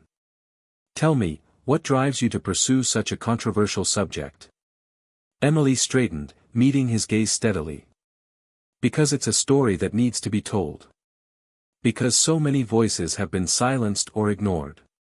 I want to understand why, and change it." Dr. Graves nodded slowly, a flicker of respect crossing his face. "Ambition and idealism. A dangerous combination in academia, but necessary for progress. I look forward to seeing where your journey takes you." The encounter left Emily both exhilarated and unsettled. She knew that to succeed, she would need to navigate a world rife with politics and hidden agendas. But she also knew that her purpose was clear. That evening, Emily met James at their favorite café. The warmth of the place contrasted sharply with the chill she still felt inside. She shared the day's events, the presentation, the meeting with Dr. Graves, the mix of hope and fear. James listened quietly before speaking. "You're stepping into a bigger arena now. People will watch your every move, and not all will cheer." Emily nodded. "I'm ready. I have to be." In the weeks that followed, Emily's life became a whirlwind of deadlines, revisions, and public engagements. Invitations to speak at conferences and contribute to academic journals poured in. Each opportunity was a chance to amplify her voice, but also a test of her resolve. One particularly demanding afternoon, Emily received an unexpected message, a call for a panel discussion at Harvard, the very institution where Professor Dalton still taught. The irony was not lost on her, and neither was the opportunity. Preparing for the panel, Emily felt a mixture of excitement and apprehension. Standing on the stage in the familiar city where her story had once been dismissed was both a challenge and a triumph. The audience was diverse: students, professors, critics, and as she spoke passionately about inclusion and resilience, she could feel the weight of history pressing down, but also the spark of change igniting. After the panel, Emily was approached by an older woman with sharp eyes and a warm smile. "I'm Professor Evelyn Morris," she introduced herself. "Your work reminds me of the fire I saw in a student years ago, someone who refused to be boxed in by expectations." Emily smiled, grateful for the encouragement. "Thank you. That means a lot." The encounter planted a seed of possibility, mentorship, collaboration, a network of allies she had scarcely dared to imagine. Yet not all the responses were kind. Back at Yale, whispers circulated among certain faculty members who viewed Emily's rising influence with suspicion. Her critiques of traditional academia were branded as radical, her calls for change dismissed as naive. One afternoon, she received a sharply worded email from a respected professor, questioning the validity of her sources and the rigor of her methodology. It was a subtle attack, but Emily recognized the pattern, the old guard defending their turf. Instead of retreating, Emily used the criticism as fuel. She redoubled her efforts, consulting more archives, refining her arguments, and seeking out allies among progressive scholars. Her work grew stronger, her voice clearer. Through it all, James remained her steadfast supporter, offering both practical advice and emotional grounding.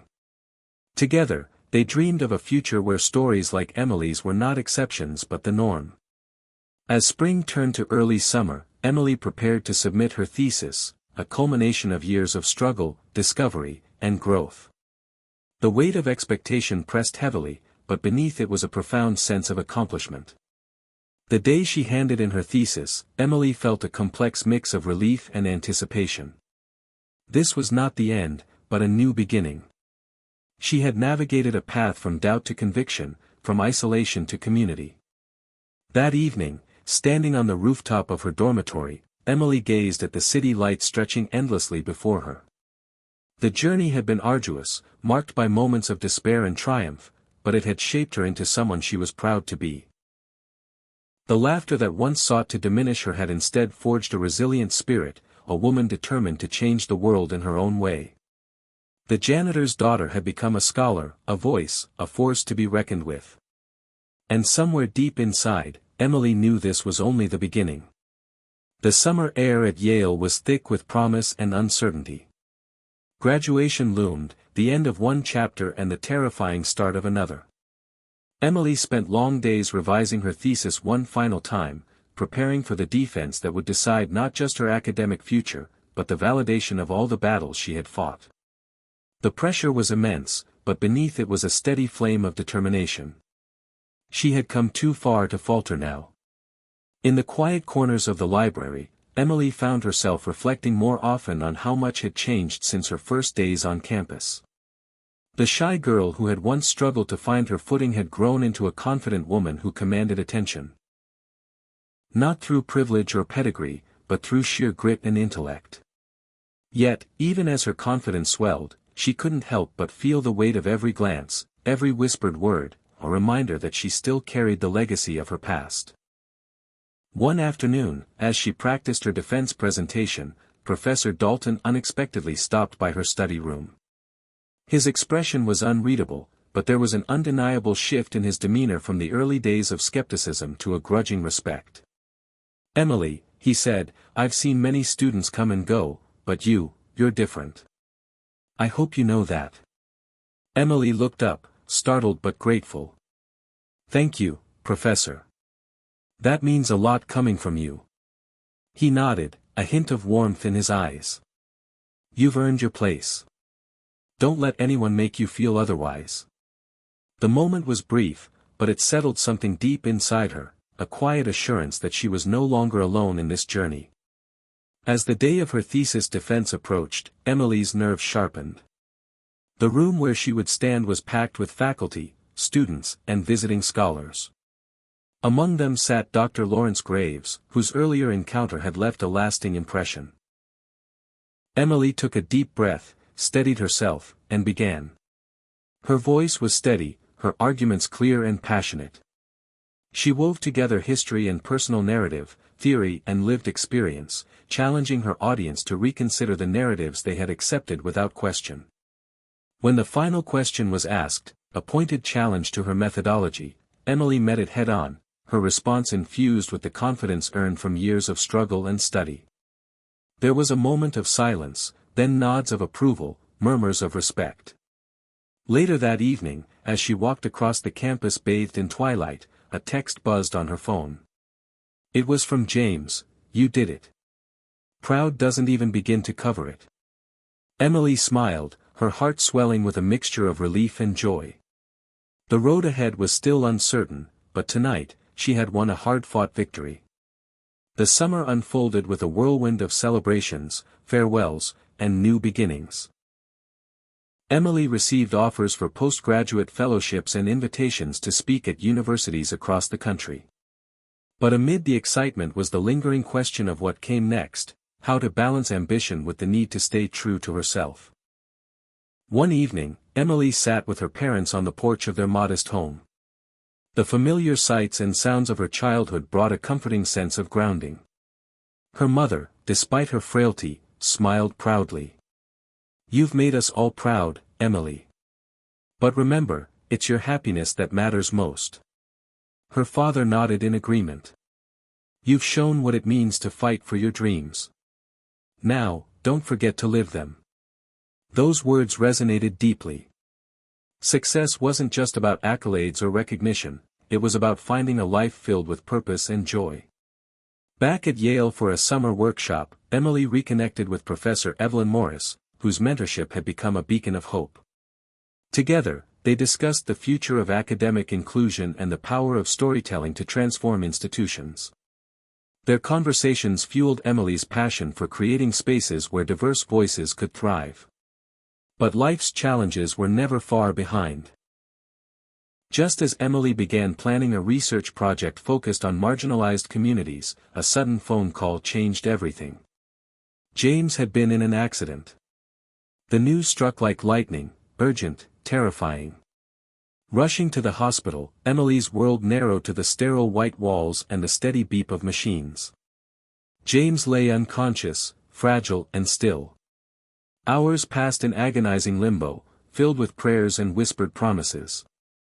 When he finally opened his eyes, the relief was overwhelming, but so was the road to recovery ahead. Emily stayed by his side, juggling hospital visits and her academic commitments, the delicate balance tipping precariously. The experience deepened her understanding of vulnerability and resilience, not just in theory, but in the raw, unfiltered reality of life. Months later, with James recovering and her research gaining momentum, Emily felt a renewed sense of clarity. The journey was no longer about proving herself to others but about living authentically, embracing both triumph and struggle.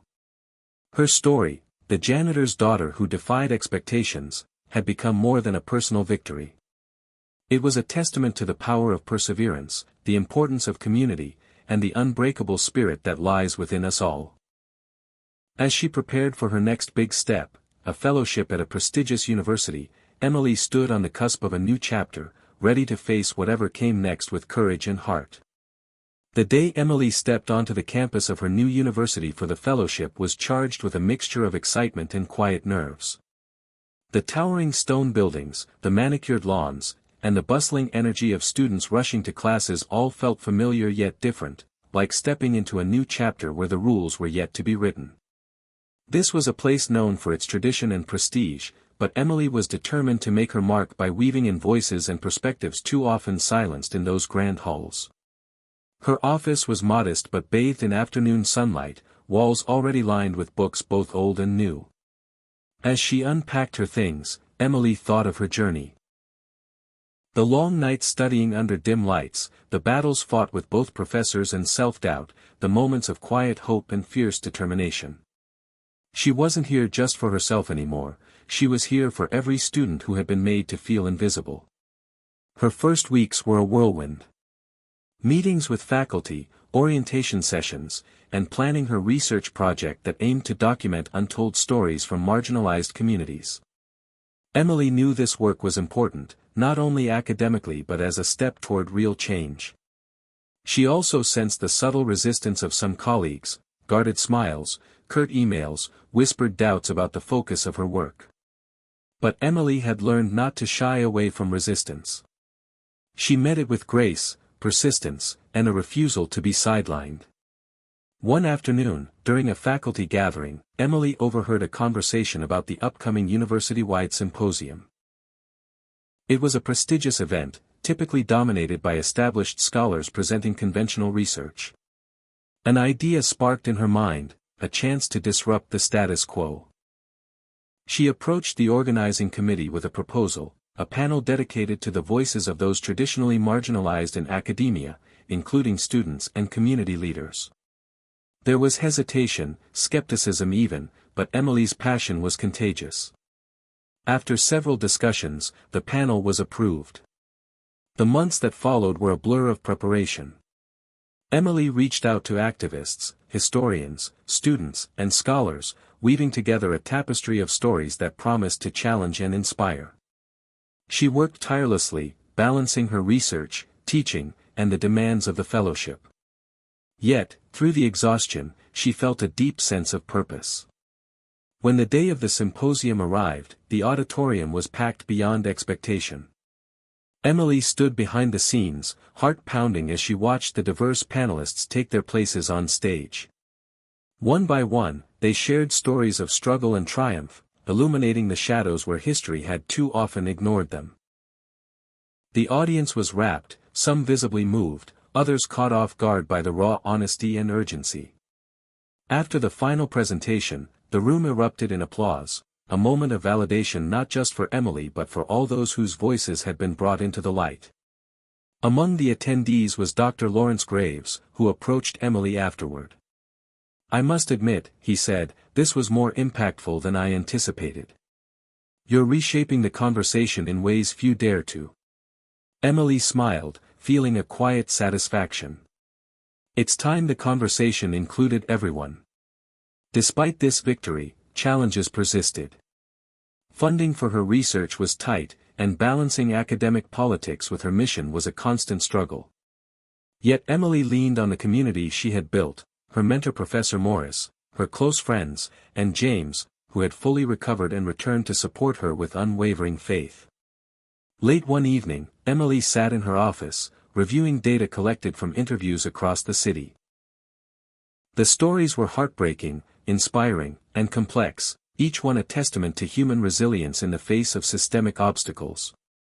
She realized that her work was about more than scholarship, it was about justice. Suddenly, her phone buzzed with a message from an unknown number. It was a simple note: "Your work is changing lives. Keep going." The anonymous encouragement was a balm on weary days, a reminder that even unseen allies walked alongside her. Months passed, and Emily's fellowship drew to a close. Invitations to publish her findings and speak at conferences multiplied. But with recognition came new decisions, opportunities in academia, activism, and beyond beckoned, each promising a different path. One quiet afternoon, Emily found herself back on the porch of her childhood home, watching the sun set behind familiar trees. Her parents sat beside her, proud yet contemplative. "Whatever you choose next," her mother said softly, "remember to carry your truth with you." Her father nodded. "And never forget where you came from."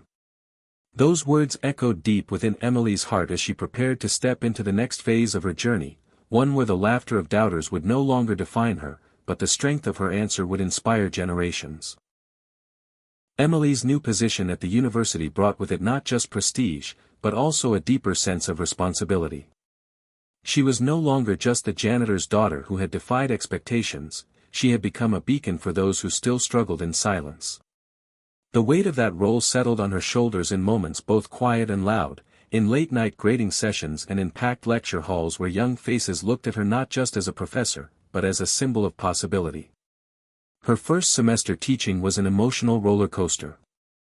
The classroom became a battleground for ideas and ideals. Some students embraced her lessons with eagerness, hungry to explore the unspoken histories and hidden voices Emily brought to light. Others pushed back, questioning her approach, challenging her interpretations. It was a reminder that change, even in academia, never came easy. But Emily thrived in this tension. Every debate, every pointed question, sharpened her arguments and deepened her conviction. She encouraged her students to think critically, to question authority, to find their own voices. It wasn't always comfortable, but it was real. Outside the classroom, Emily launched a community outreach program aimed at bridging the gap between the university and the city's marginalized neighborhoods. She believed that knowledge should not be confined to ivory towers but shared and celebrated across all walks of life. The program offered workshops, lectures, and mentorship opportunities, opening doors for young people who had never dreamed of higher education.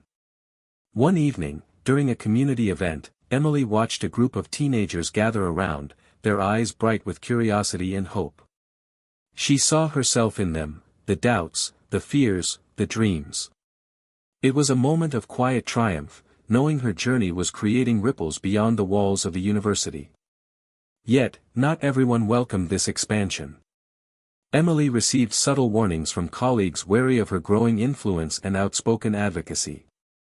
Rumors circulated about her radical ideas, and invitations to collaborate became scarcer. The old academic gatekeepers were still guarding their territory. Rather than retreat, Emily chose to rise. She organized a public forum to discuss inclusivity in education, inviting faculty, students, and community leaders to participate in an open dialogue. The event drew a diverse crowd, some eager to listen, others skeptical. During the forum, Emily spoke with a passion that moved many to tears and stirred fierce debates. She challenged attendees to confront uncomfortable truths about systemic inequality, urging them to act rather than ignore. The evening ended with a standing ovation, a rare and powerful acknowledgement. But the victory was bittersweet. Backstage, Emily overheard harsh critiques, whispers that her activism was divisive, that she was overstepping her role. It was a reminder that every step forward came with resistance. Despite the friction, Emily found solace in her closest relationships.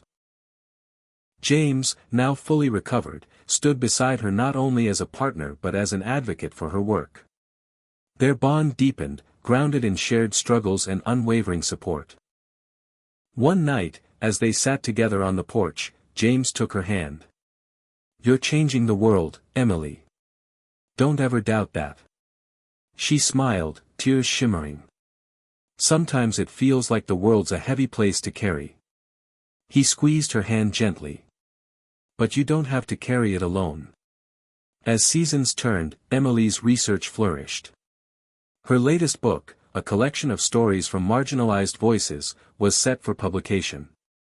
It was a culmination of years of work, a testament to resilience, pain, and hope.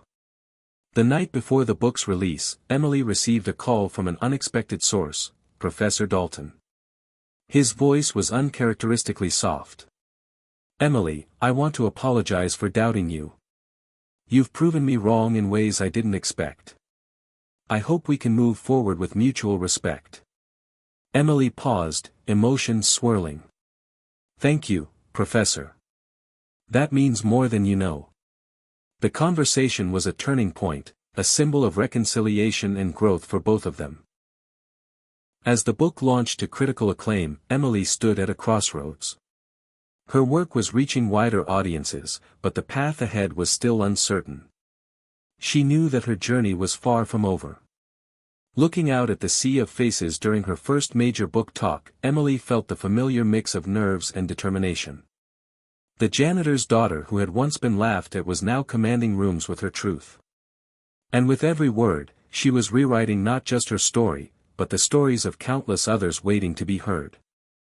Emily's book launch was a landmark moment, a culmination of years of relentless effort, sacrifice, and an unwavering belief in the power of truth. The event was held in a packed auditorium, buzzing with anticipation. Faces from every chapter of her life filled the room, students she had mentored, professors who once doubted her, community activists, and even some who had once scoffed at her dreams. As she stepped up to the podium, Emily felt the weight of all their expectations, and her own. Her voice was steady as she began to read excerpts from her work, stories of resilience, of voices reclaimed from silence. The audience hung on every word, laughter, gasps, and tears filling the air. This was more than a book, it was a bridge between worlds, a call for empathy, and a challenge to the status quo. After the reading, a lively Q&A unfolded. Questions ranged from academic critiques to heartfelt reflections from students who saw themselves in her journey. Emily answered each with honesty and grace, never shying away from the difficult truths embedded in her narrative. But the night held surprises. Among the attendees was a well-known philanthropist, Miranda Chase, who approached Emily afterward. "Your work moves me," Miranda said. "I want to help you expand your outreach. There's potential here to change lives on a larger scale." The offer was tempting: funding, resources, and a platform far beyond Emily's current reach. Yet, she hesitated. Accepting meant navigating new alliances and compromises. She knew the philanthropic world had its own politics and agendas. That night, Emily sat with James, weighing the possibilities. "It could open doors," he said, "but it's your vision that matters." Emily nodded. "I don't want to lose what makes this work real." The decision was complex. She agreed to meet with Miranda again, determined to protect the integrity of her mission. Meanwhile, the academic community's reaction to the book was mixed. While many praised its insight and courage, others pushed back, dismissing her as too radical or emotionally driven. Editorials questioned her methodology, some even questioning her credentials. It was a harsh reminder that breaking barriers often comes with resistance. Emily channeled this criticism into fuel, deepening her resolve. She began collaborating with interdisciplinary teams, blending research with activism, creating workshops that connected academic theory with real-world impact. Slowly but surely, her approach started to shift minds. On a chilly autumn afternoon, Emily received an invitation to speak at an international conference focused on social justice and education. It was a rare honor and a platform to elevate her message on a global scale. At the conference, Emily stood among esteemed scholars and activists from around the world. She shared her story, the janitor's daughter who had once been laughed at, and the powerful answer that changed everything. The room was silent, captivated by her honesty and vision. After her talk, delegates approached with gratitude and offers to collaborate. Emily felt a profound connection, a reminder that her journey was part of a larger movement toward equity and inclusion. Back home, however, challenges persisted. Balancing travel, research, and personal life stretched her thin. James remained her anchor, supporting her through long nights and moments of doubt. Their relationship, tested by distance and demands, grew stronger with communication and shared purpose. One evening, Emily received a letter from her mother. It was simple yet filled with warmth and pride. "You have carried our dreams farther than we ever imagined. Never forget, you are loved beyond measure." Emily clutched the letter to her heart, tears blurring her vision. In the whirlwind of ambition and activism, these reminders of home grounded her. As winter approached, Emily's work took on new urgency. National debates about education reform and equity were intensifying, and she found herself increasingly called upon for commentary and guidance. The pressure was immense, but so was the opportunity. Through it all, Emily stayed true to her purpose, to amplify voices unheard and to challenge systems built on exclusion. She had transformed from the janitor's daughter into a leader, not by erasing her past, but by embracing it. Her journey was far from over, but each step forward was a testament to resilience, hope, and the power of a single answer to change everything.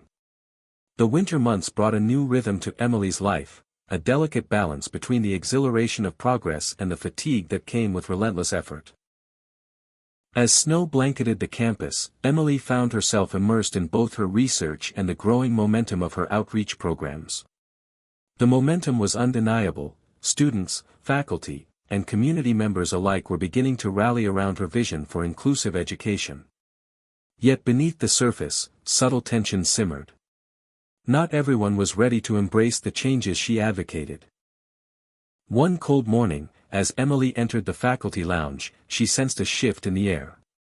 Conversations hushed as she approached, eyes darting away. It wasn't the open opposition she had faced before, but something quieter, exclusion. Invitations to important meetings were suddenly more scarce, emails went unanswered, and colleagues who once greeted her warmly now offered only polite nods. Emily's heart tightened, but she refused to be discouraged. Instead, she focused on the students who depended on her. During a late afternoon seminar, she looked around the room at the eager faces, many from backgrounds like her own, and felt renewed purpose. These young minds represented a future where barriers might finally crumble. The semester's end was approaching, and Emily was preparing for a keynote speech at the university's annual symposium. The event was a high-profile occasion, attended by influential academics, administrators, and community leaders. This year, Emily had been invited to address the theme of transformation through education. Behind the scenes, she knew this speech would be pivotal. It was an opportunity to confront skeptics and inspire allies, to lay bare the vision she had fought so hard to realize. The day of the symposium arrived with a biting wind and clear skies.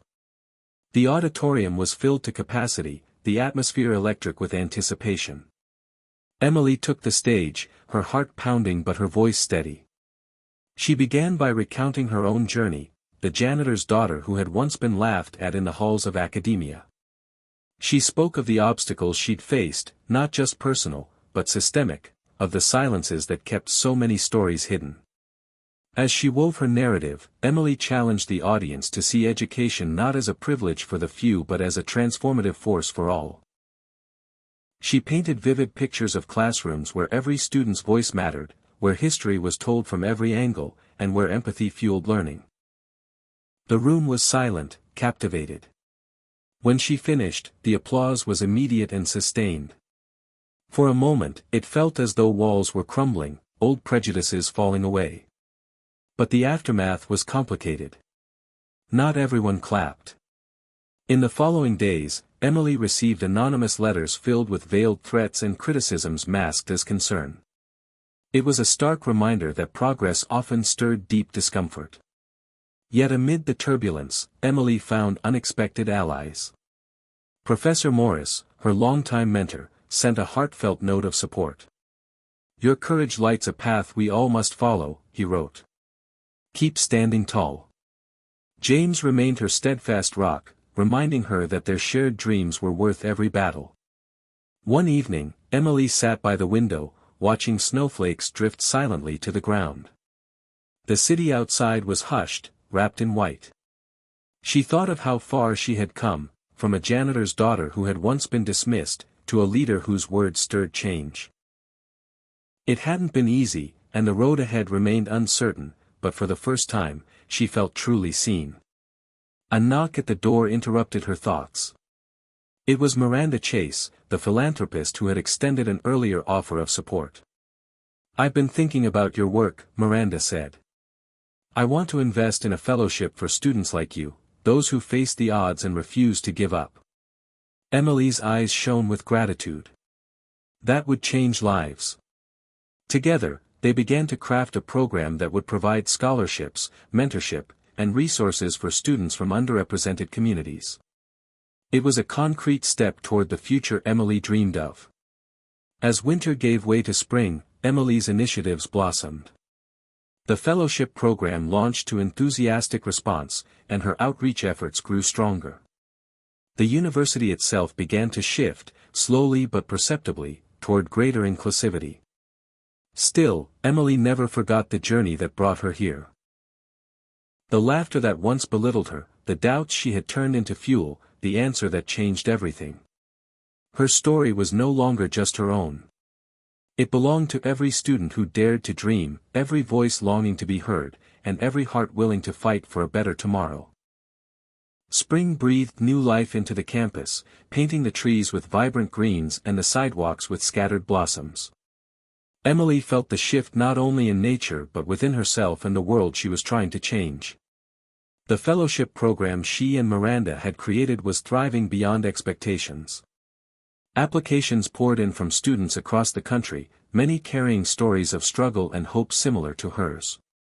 Each morning, Emily found herself meeting with these young hopefuls, listening intently as they shared their dreams and fears. There was something profoundly moving in their resilience, a mirror reflecting her own journey. She realized how far her life had come, from cleaning floors in the early hours before class, to now mentoring the next generation of changemakers. Her growing role brought more invitations, including a surprise one to serve on the university's newly formed Diversity and Inclusion Council. It was a crucial step, but also a politically charged position that required delicate navigation. Emily knew her presence there could influence policy, but it also meant confronting entrenched attitudes head-on. The council meetings were intense.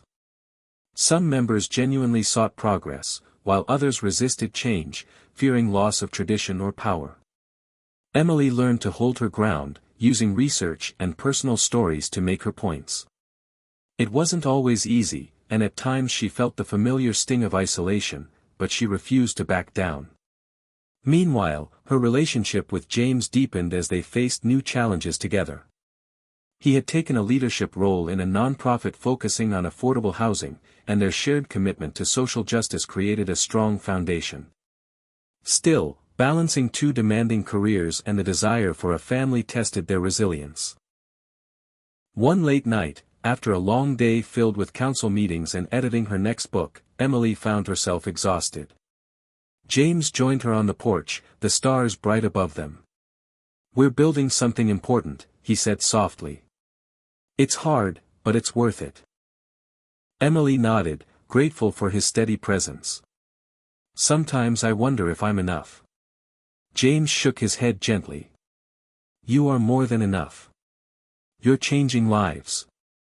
That reassurance settled within her, a quiet strength she drew on as the months passed.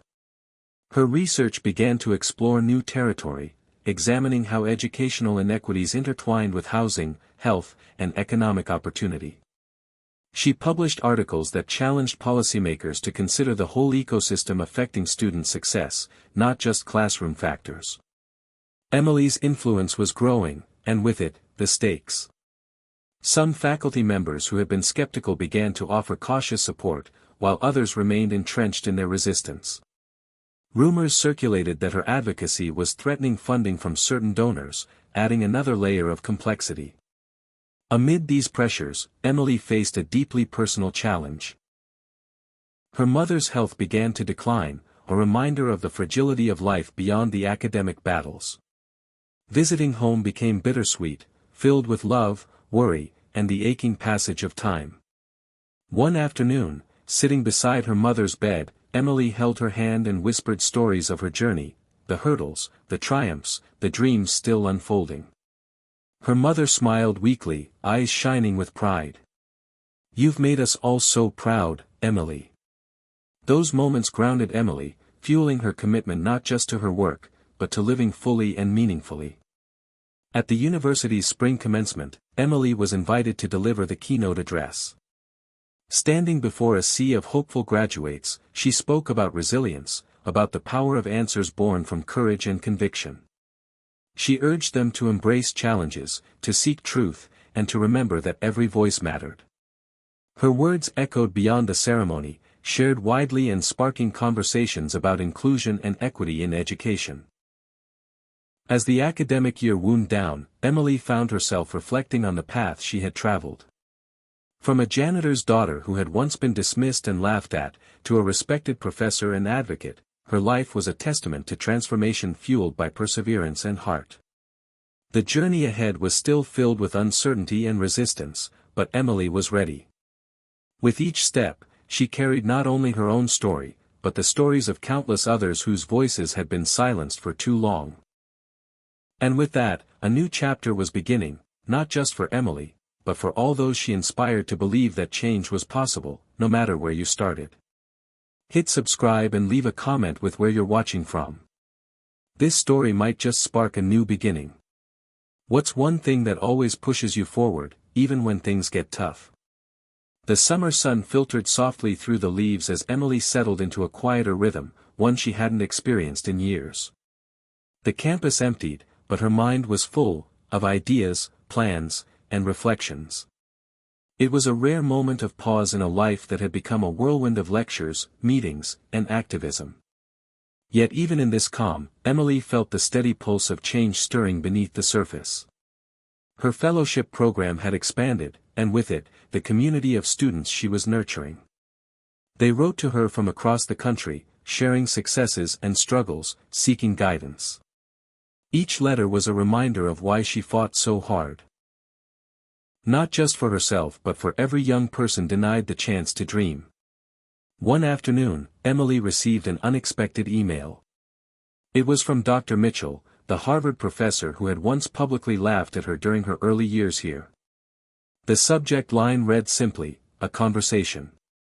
Her heart skipped a beat. Memories flooded back, the humiliation, the doubt, the moment her answer had silenced a room and changed everything. She hesitated before opening the message. The email was humble, almost cautious. Dr. Mitchell admitted he had been wrong to judge her so harshly. He spoke of how her work had forced him to rethink his own biases and approach to education.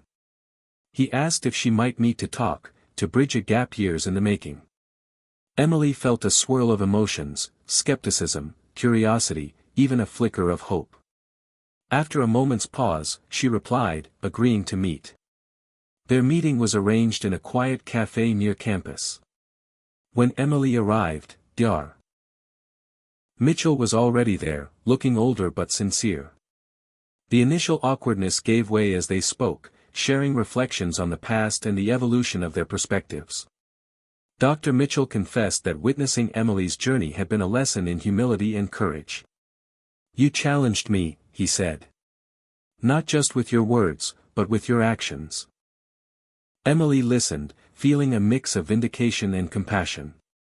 She realized this was more than reconciliation, it was a recognition that change was possible, even in those once blinded by prejudice.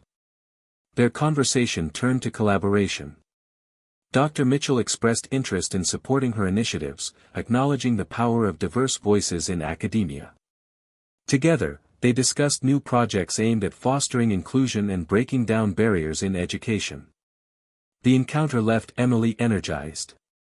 It was a reminder that even old wounds could heal, and bridges could be built with openness and respect. Back on campus, Emily continued to push forward, balancing the demands of her expanding work with moments of personal reflection.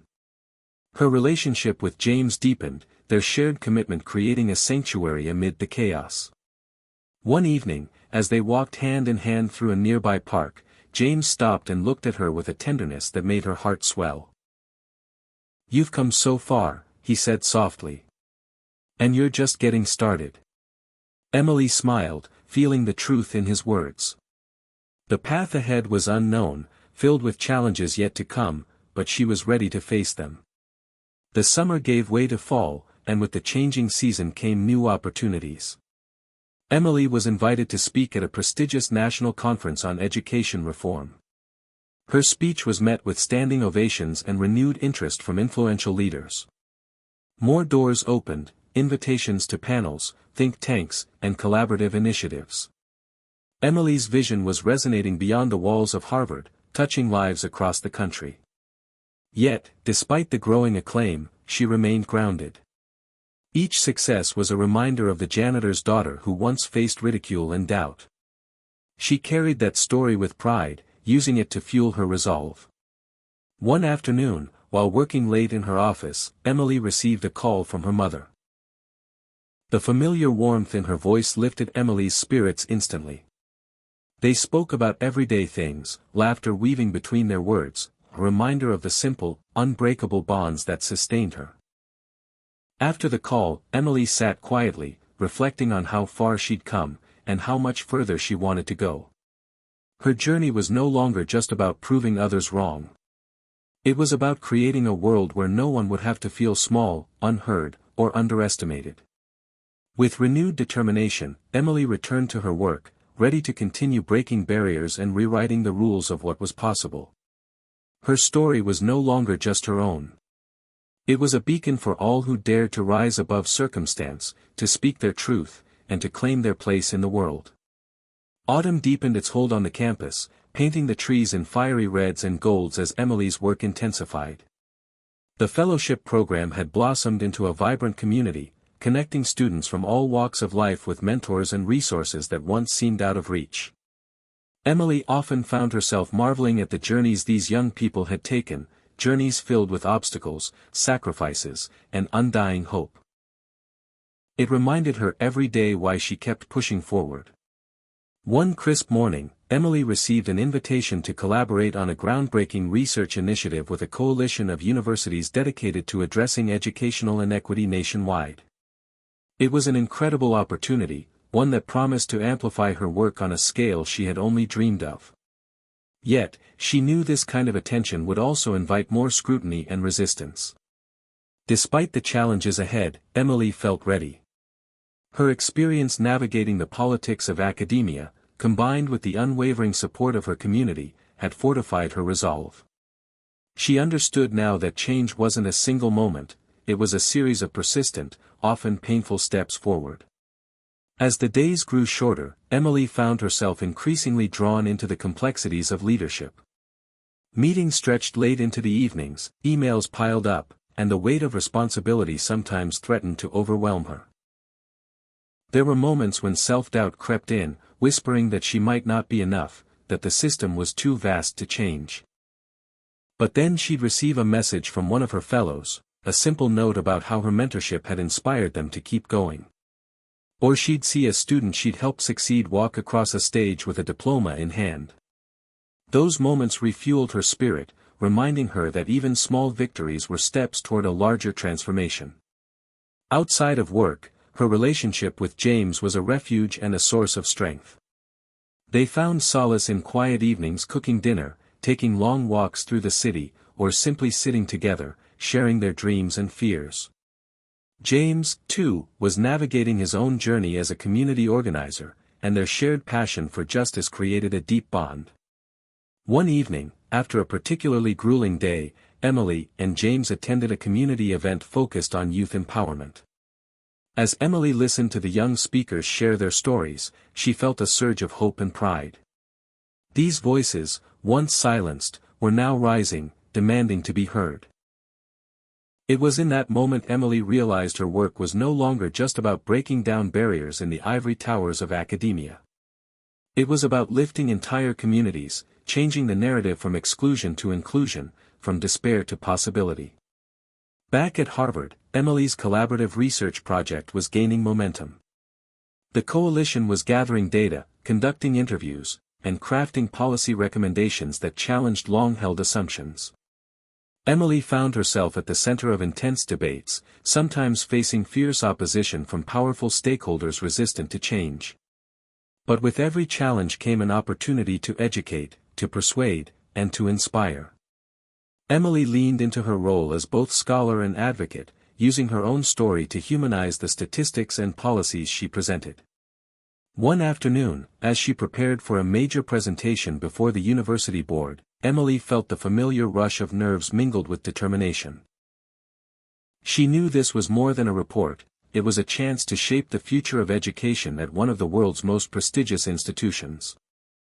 The presentation was rigorous, with board members asking tough questions and challenging her findings. But Emily held her ground, answering with clarity and conviction. When it was over, the room was silent for a moment before a few members began to nod in agreement. It was a small victory, but a victory nonetheless. Later that week, Emily returned home to find a package waiting on her doorstep. Inside was a letter from her mother, filled with words of love and pride, along with a hand-knitted scarf to keep her warm during the coming winter. Emily held the scarf close, feeling the connection across miles and time. As the semester drew to a close, Emily took a rare moment to reflect on the journey.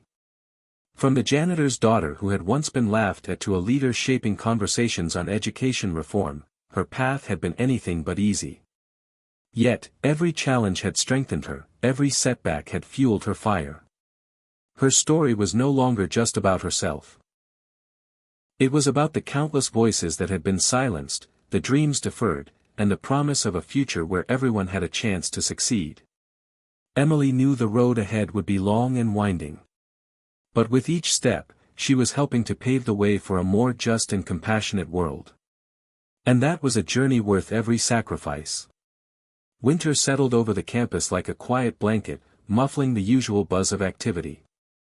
Yet beneath the stillness, Emily's world was alive with movement and change. The coalition's research had culminated in a comprehensive report, laying bare the deep systemic barriers that kept talented students from marginalized communities from reaching their full potential. The findings were bold, unapologetic, and poised to disrupt the status quo.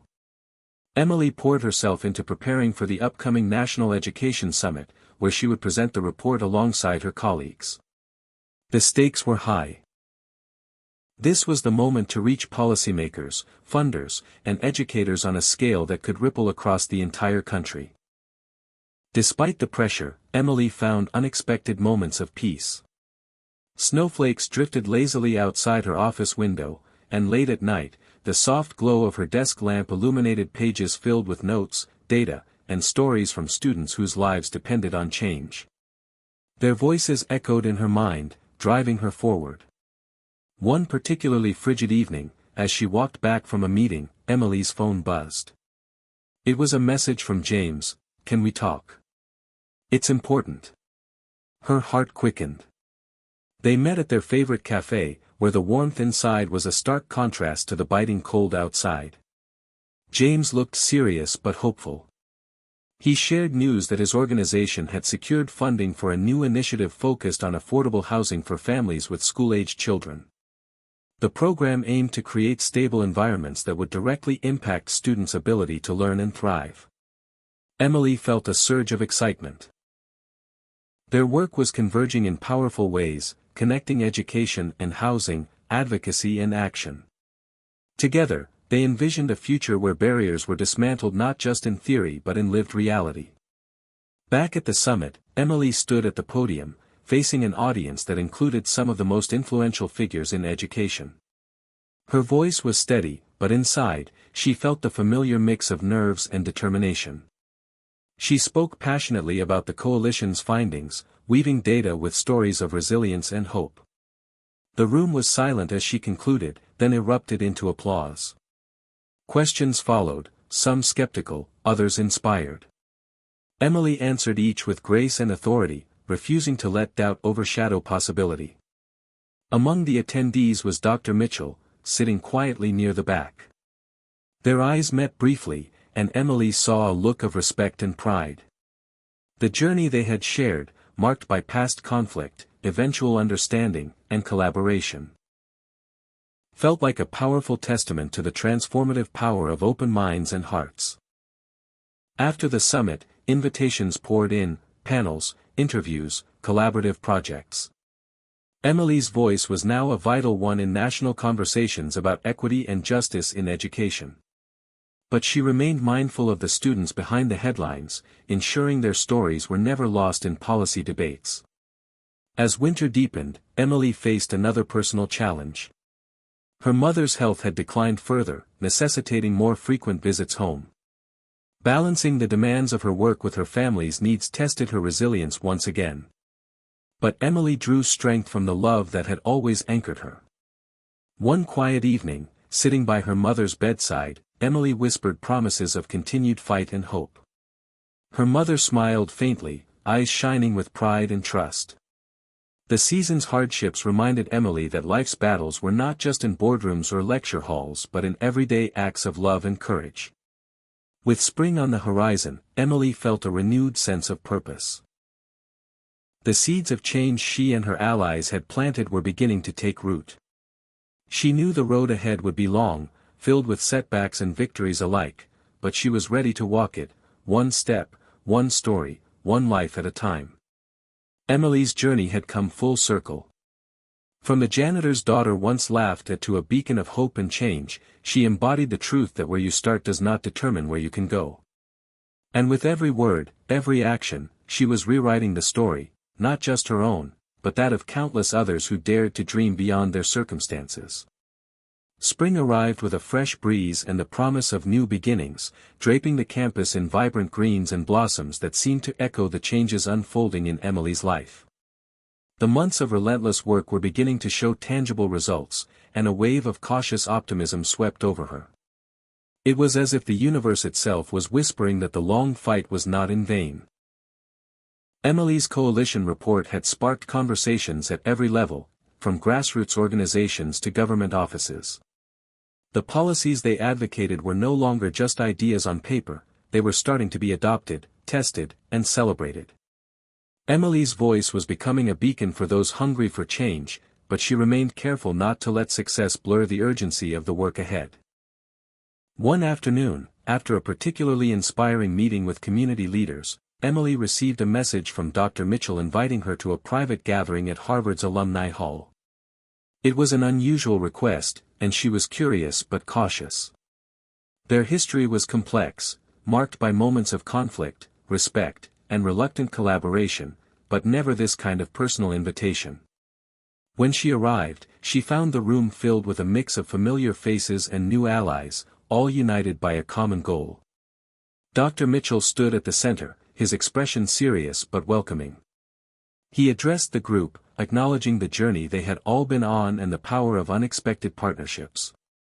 Then he turned to Emily and said, "Your answer years ago didn't just silence a room, it sparked a conversation that we're still having today. You remind us all that knowledge isn't just about facts and theories, but about courage and heart." Emily felt a rush of emotion. It was a moment of profound recognition. Not just of her accomplishments but of her impact on a world that had once doubted her. The evening unfolded with shared stories, laughter, and the building of bridges that had once seemed impossible.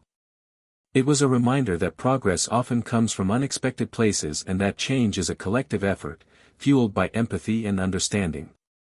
As the event wound down, Emily stepped outside into the cool night air.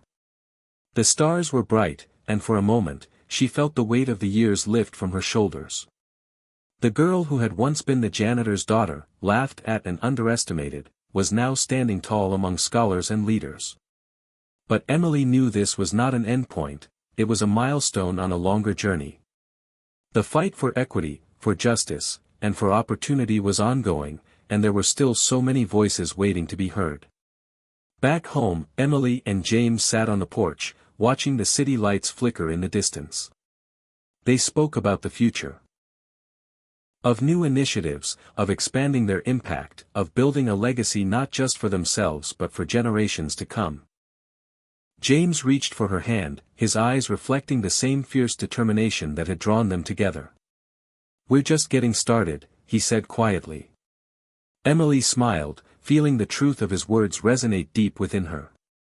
The journey that began with a single, unexpected answer had transformed into a movement, a story that would continue to inspire long after they were gone. As spring blossomed fully, Emily found herself not only a leader but a symbol of hope and resilience. Her story was no longer just about overcoming obstacles, it was about transforming a world that once tried to hold her back. And in that transformation, she discovered the true power of her voice, not just to speak, but to ignite change.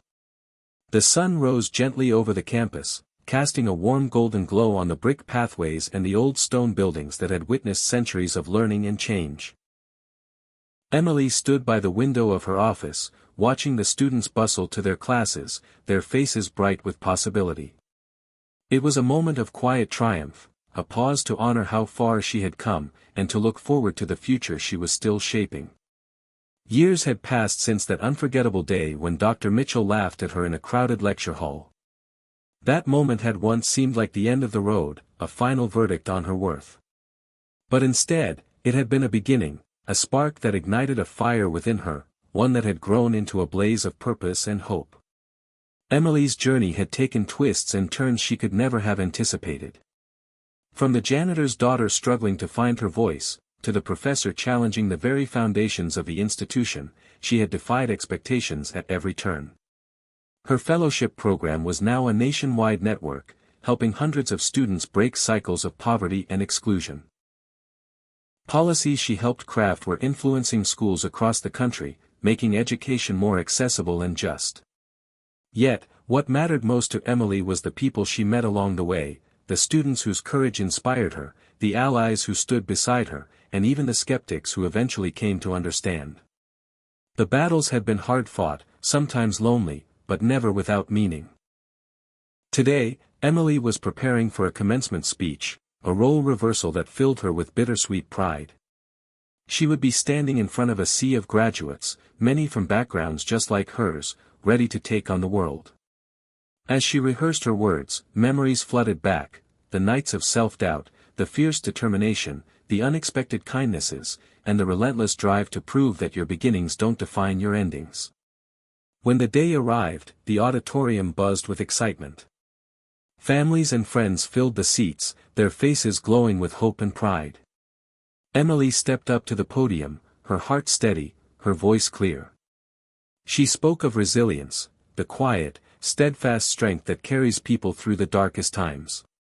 She spoke of the power of education, not just as a tool for personal success, but as a force for social justice.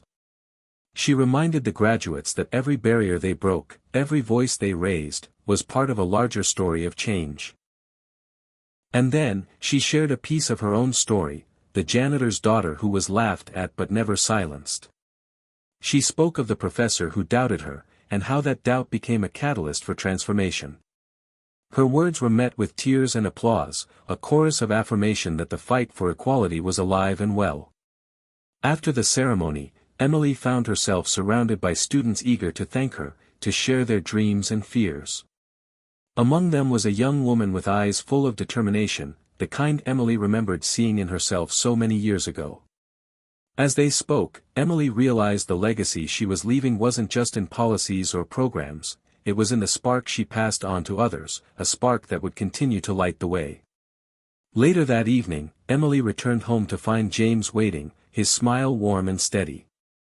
They sat together, reflecting on the journey, on the laughter, the tears, the victories, and the lessons.